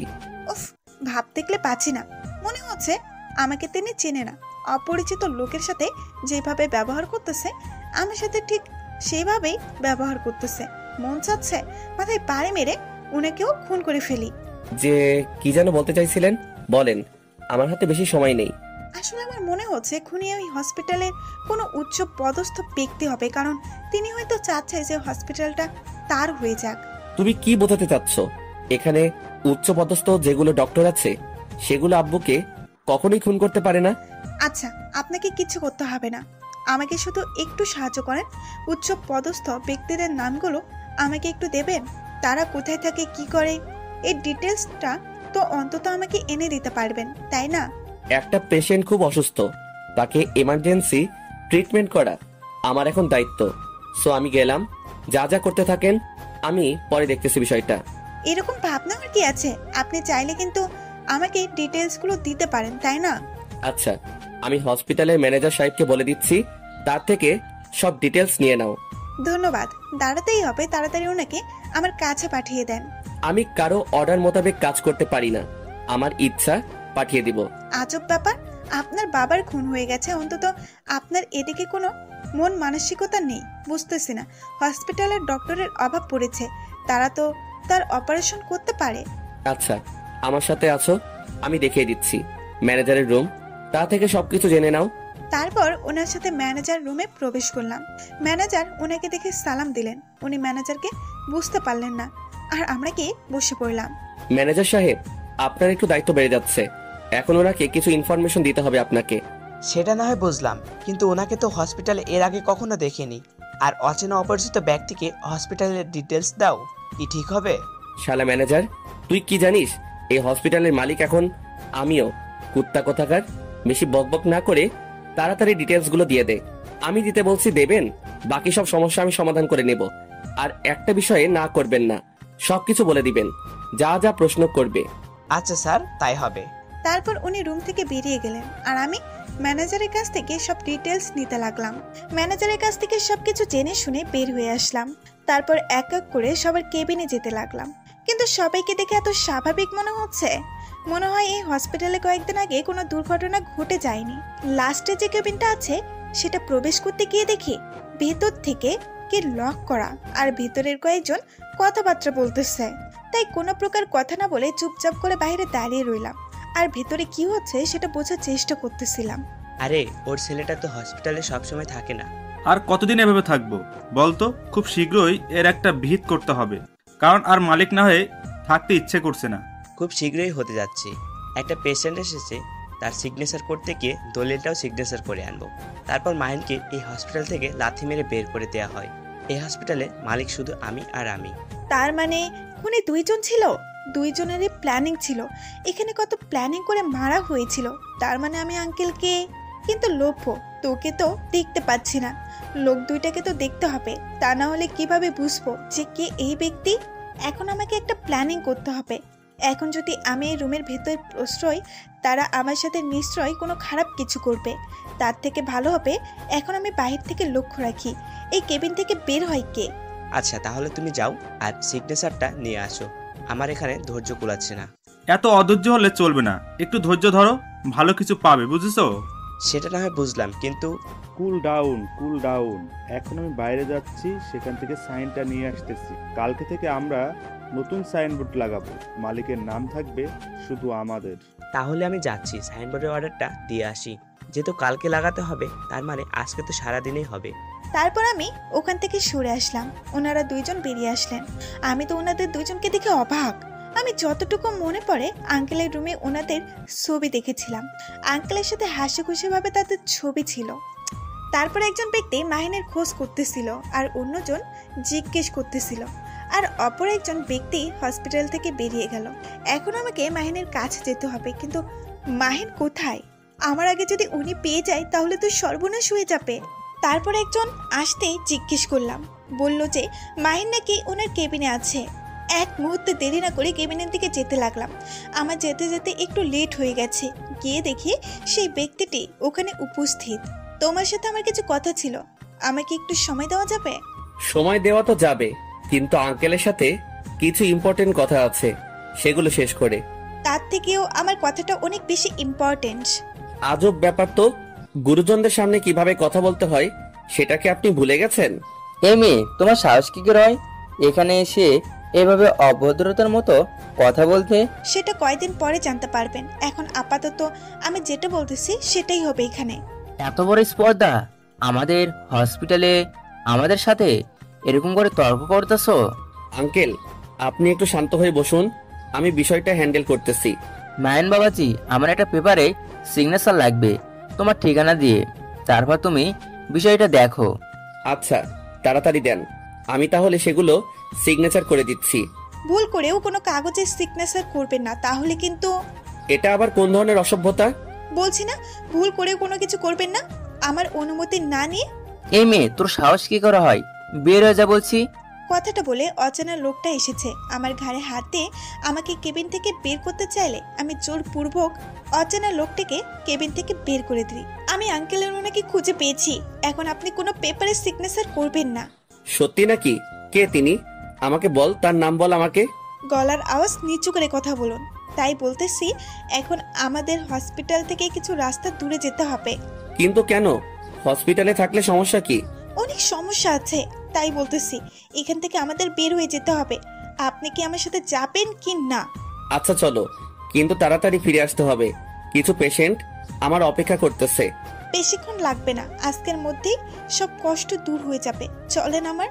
তারপর মাহিনকে নিয়ে হসপিটাল থেকে বেরিয়ে আসলাম, কারণ হসপিটালে থাকলে কখন কেউ বুঝতে পারবে তখন আমার প্ল্যানিং সাকসেসফুল হবে না, তাই মাহিনকে নিয়ে বেরিয়ে আসলাম। আমরা এখন কোথায় আছি সেটা তো বলা যাবে না তো, তাই না? আপনাকে যখন আমি ডাকতে আপনার কেবিনে গেলাম, আপনার সাথে যে লোকটা বসেছিল তার নাম কি? উত্তম আঙ্কেলের কথা বলতেছো? তোমার মুখ কালের মতো লোক তো এই পৃথিবীতে হয় না। এত ভালো মানুষ উনি যে আমার কত প্রকার করেছে জানো না তুমি? তাই নাকি? এত বড় উপকার করেছে যেটা আপনি ভেবে পাচ্ছেন না, তাই না? মানে তুমি কি বোঝাতে চাচ্ছ? আপনি জানেন আপনাকে কেন সেই ফাইলে সিগনেচার করতে দিলাম না? কারণ সেখানে আপনার হসপিটালের দলিল আছে, যেটাতে স্পষ্ট লেখা আছে আপনি সেখানকার বর্তমান মালিক, কিন্তু যখন সেই দলিলে সিগনেচার করবেন তখন আপনি সেখানকার কেউই না। মানে কি বোঝাতে চাচ্ছ তুমি? ক্লিয়ার করে বলো। কারণ উনি আর ওনার একজন বন্ধু আছে, ওই দুজন মিলে আঙ্কেলকে খুন করেছে। কথাটা বলার সাথে সাথে মাহিন গাড়ি ব্রেক করলো। কি বলতেছো? এটা কখনোই সম্ভব না, কারণ উত্তম আঙ্কেল কখনো এরকম কাজ করতে পারে না। উত্তম আঙ্কেল এই কাজ করেছে। ওনার একজন পার্টনার হচ্ছে, তিনি সাইনবোর্ড বানাতে গিয়েছে ওনাদের মালিকানার। আমি এখনো কি ওই দুজনকে আমি পুলিশে দিব? আমাদের কাছে এখনো কোনো উইটনেস নেই, তাই এরকম বোকামি করা ঠিক হবে না। এখন গিয়ে উইটনেস খুঁজতে হবে, তারপর তাদের উপর হস্তক্ষেপ করতে হবে। আমি তো ঠিক বলেছো। তাহলে চলো এক্ষুনি হসপিটালে যেতে হবে। তারপর দুজনে আবার হসপিটালের উদ্দেশ্যে রওনা দিলাম, কিন্তু পথের মধ্যে দেখি কয়েকজন ছেলে পথের মধ্যে দাঁড়িয়ে পড়লো। তুমি তো ঠিক বলেছো, তাহলে চলো এক্ষুনি হসপিটাল যেতে হবে। তারপর দুজনেই আবার হসপিটালের উদ্দেশ্যে রওনা দিলাম, কিন্তু পথের মধ্যেই দেখি কয়েকজন ছেলে পথের মধ্যে দাঁড়িয়ে পড়লো। এই ছেলেগুলোকে কি তুমি চেনো? কারা হতে পারে? আজব ব্যাপার, আমি কি কোনো ছেলে পেলের সাথে মিশি নাকি যে আমি চিনবো? আপনি চিনেন নাকি তাই বলেন। তোমাদের কাউকেই চিনতে হবে না, বুঝতে পারছো? এখন আমি তোমাদের সাথে পরিচয় করিয়ে দিচ্ছি। এরা হচ্ছে আমার পোষা কিছু মাসুম বাচ্চা, আর এদেরকে আমি যেটা বলি সেটাই তারা করে, কারণ তারা আমার টাকাই চলে। কিছুটা হলেও বুঝতে পারতেছো কি বলতে চাচ্ছি? আঙ্কেল আপনি এখানে? আর এই ছেলেগুলো আপনার? আর আপনি কি এখানে কোনো দ্বন্দ্ব করতে চাচ্ছেন? কারোর সাথে দ্বন্দ্ব করতে চাচ্ছেন? কার সাথে দ্বন্দ্ব করতে চাইছেন? কিছু হয়েছে নাকি? আপনার সাথে কেউ কিছু বলেছে আপনাকে? তুমি এত অবহেলা শিশুর মতো কথা বলো কিসের জন্য বুঝি না। এখানে এসেছি তোমাকে মারার জন্য। আঙ্কেল আপনার মাথা ঠিক আছে? আমাকে মারার জন্য মানে? আমি আপনার কি ক্ষতি করেছি যে আপনি আমাকে মারবেন? কিরকম গাধা রামের মতো উল্টাপাল্টা কথা বলতেছেন? এখান থেকে পালাবেন নাকি মরার জন্য এখানে দাঁড়িয়ে থাকবেন? তুমি চুপচাপ এখানে বসো, তবে একটা কথা বলবে না, বুঝছো? তারপর আঙ্কেল বলুন আপনি। আরে একটু বুঝো, তোমাকে এখনো ফোন করা হয়নি, কিন্তু ফোন করা হবে। আঙ্কেল আপনি হয়তো আমার অতীত তো তেমন ভালো করে জানেন না। আচ্ছা সে যাই হোক, সে কথা না তুললেই ভালো। কিন্তু আপনি আমাকে যেটা উপকার করেছিলেন আমি তার কৃতজ্ঞতা প্রকাশ করি, কিন্তু আপনি আমার লাইফ থেকে যে জিনিসটা কেড়ে নিয়েছেন না, তার জন্য এখন যে আপনাকে মরতে হবে। কি উল্টাপাল্টা কথা বলতেছেন? কতগুলো ছেলে আর আপনি একা, আপনি কি ওদের সাথে পেরে উঠবেন নাকি? আপনি কি কানা? সিনেমা করতেছেন নাকি? এটা বাস্তব, বুঝছেন? এটা সিনেমা না। চুপচাপ বসে থাকো, কোনো সাউন্ড করবে না, মাথা গরম করাবে না, চুপচাপ থাকো, আমাকে আমার মতো থাকতে দাও। তাই বলে আপনি এখন ওদের সাথে লড়বেন? এটা কিভাবে পসিবল? আপনি তো ওদের সাথে পারবেন না। চুপ করতে বলছি না? তারপরও কথা বলতেছো কিসের জন্য? চুপ করে থাকো, একদম চুপ। উনি এমন ভাবে তাকাচ্ছে, আমি আর কোনো কথা বলার সুযোগ পেলাম না বা সাহস পেলাম না ওনার মুখের উপর আর কোনো কথা বলতে। কারণ হচ্ছে একদম লাল হয়ে গেছে, ওনার কপালের রগ ভেসে উঠেছে। তারপর উনি গাড়ি থেকে নেমে সেই লোকটার সামনে গিয়ে দাঁড়ালেন। আঙ্কেল কি যেন বলতেছিলেন? হ্যাঁ মনে পড়েছে, আপনি আমাকে এখানে খুন করার জন্য আপনার ছেলেদের নিয়ে এসেছেন, তাই তো? উত্তম, এখন ওকে মেরে ফেলিসনি? আঙ্কেল আপনিও তাহলে? তোমরা দুজন আসলে কালপ্রিট যে আমার বাবাকে খুন করেছে, তাই না? দেখো বাবা, হসপিটালটা আমাদের লাগবে, তার জন্যই খুন করতে হয়েছে। কেন খুন করতে হলো? কেন? যদি বাবাকে বলতেন, বাবাকে দিয়ে দিত না? দিয়ে দিত ঠিক আছে, কিন্তু অনেক প্রশ্নের উত্তর দিতে হতো, যে প্রশ্নের উত্তরগুলো দিতে গেলে আমার চরিত্রটা কারোর সামনে তুলে ধরতে পারতাম না।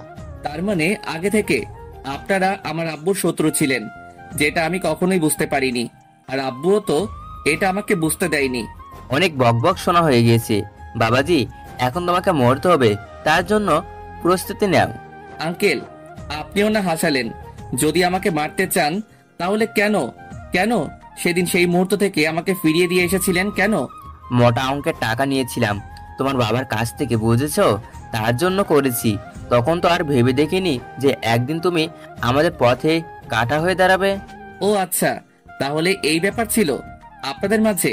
তাহলে কি আর করার, মেরে ফেলুন, বেঁচে থেকে লাভ কি? আপনার কি মাথা ঠিক আছে?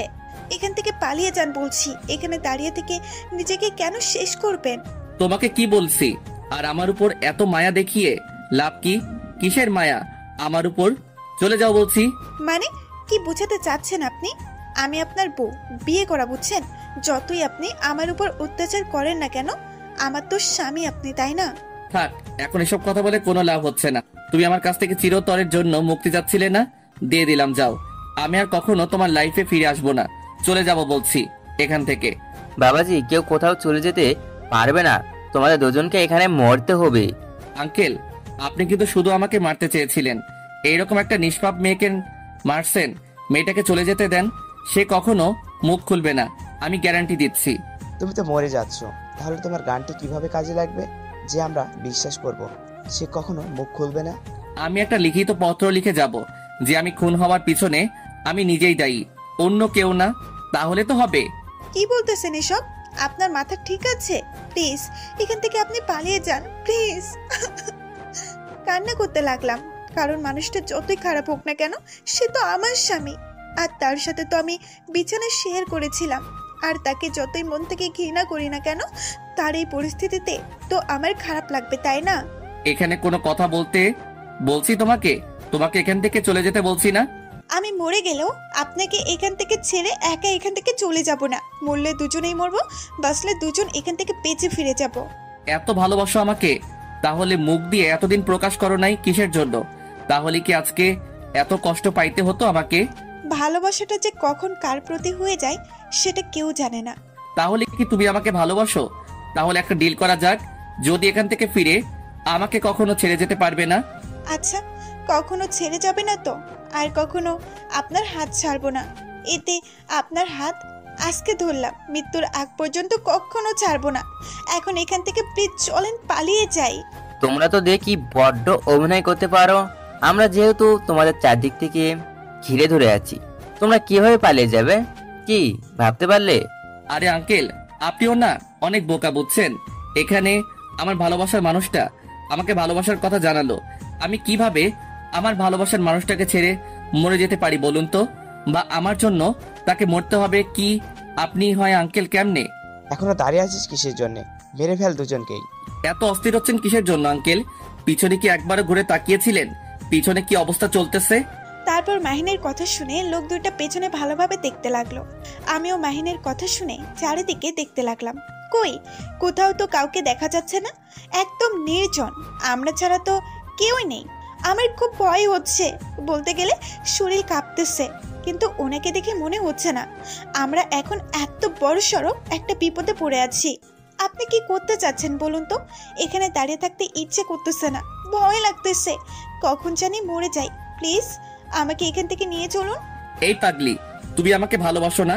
তাহলে এখানে আমার প্রেম করতেছি, ধরো মনে করো তুমি আর আমি প্রেম করতেছি, ওরা আমাদের পাহারা দিচ্ছে, তাহলে কেমন হয় বিষয়টা? ইয়ার কি করতেছেন আমার সাথে, তাই না? ইয়ার কি করতেছেন? চলুন এখান থেকে পালিয়ে যাই, আমার না খুব ভয় লাগতেছে। কিসের ভয় শুনি? আমরা এখানে প্রেম করতেছি, বুঝছো?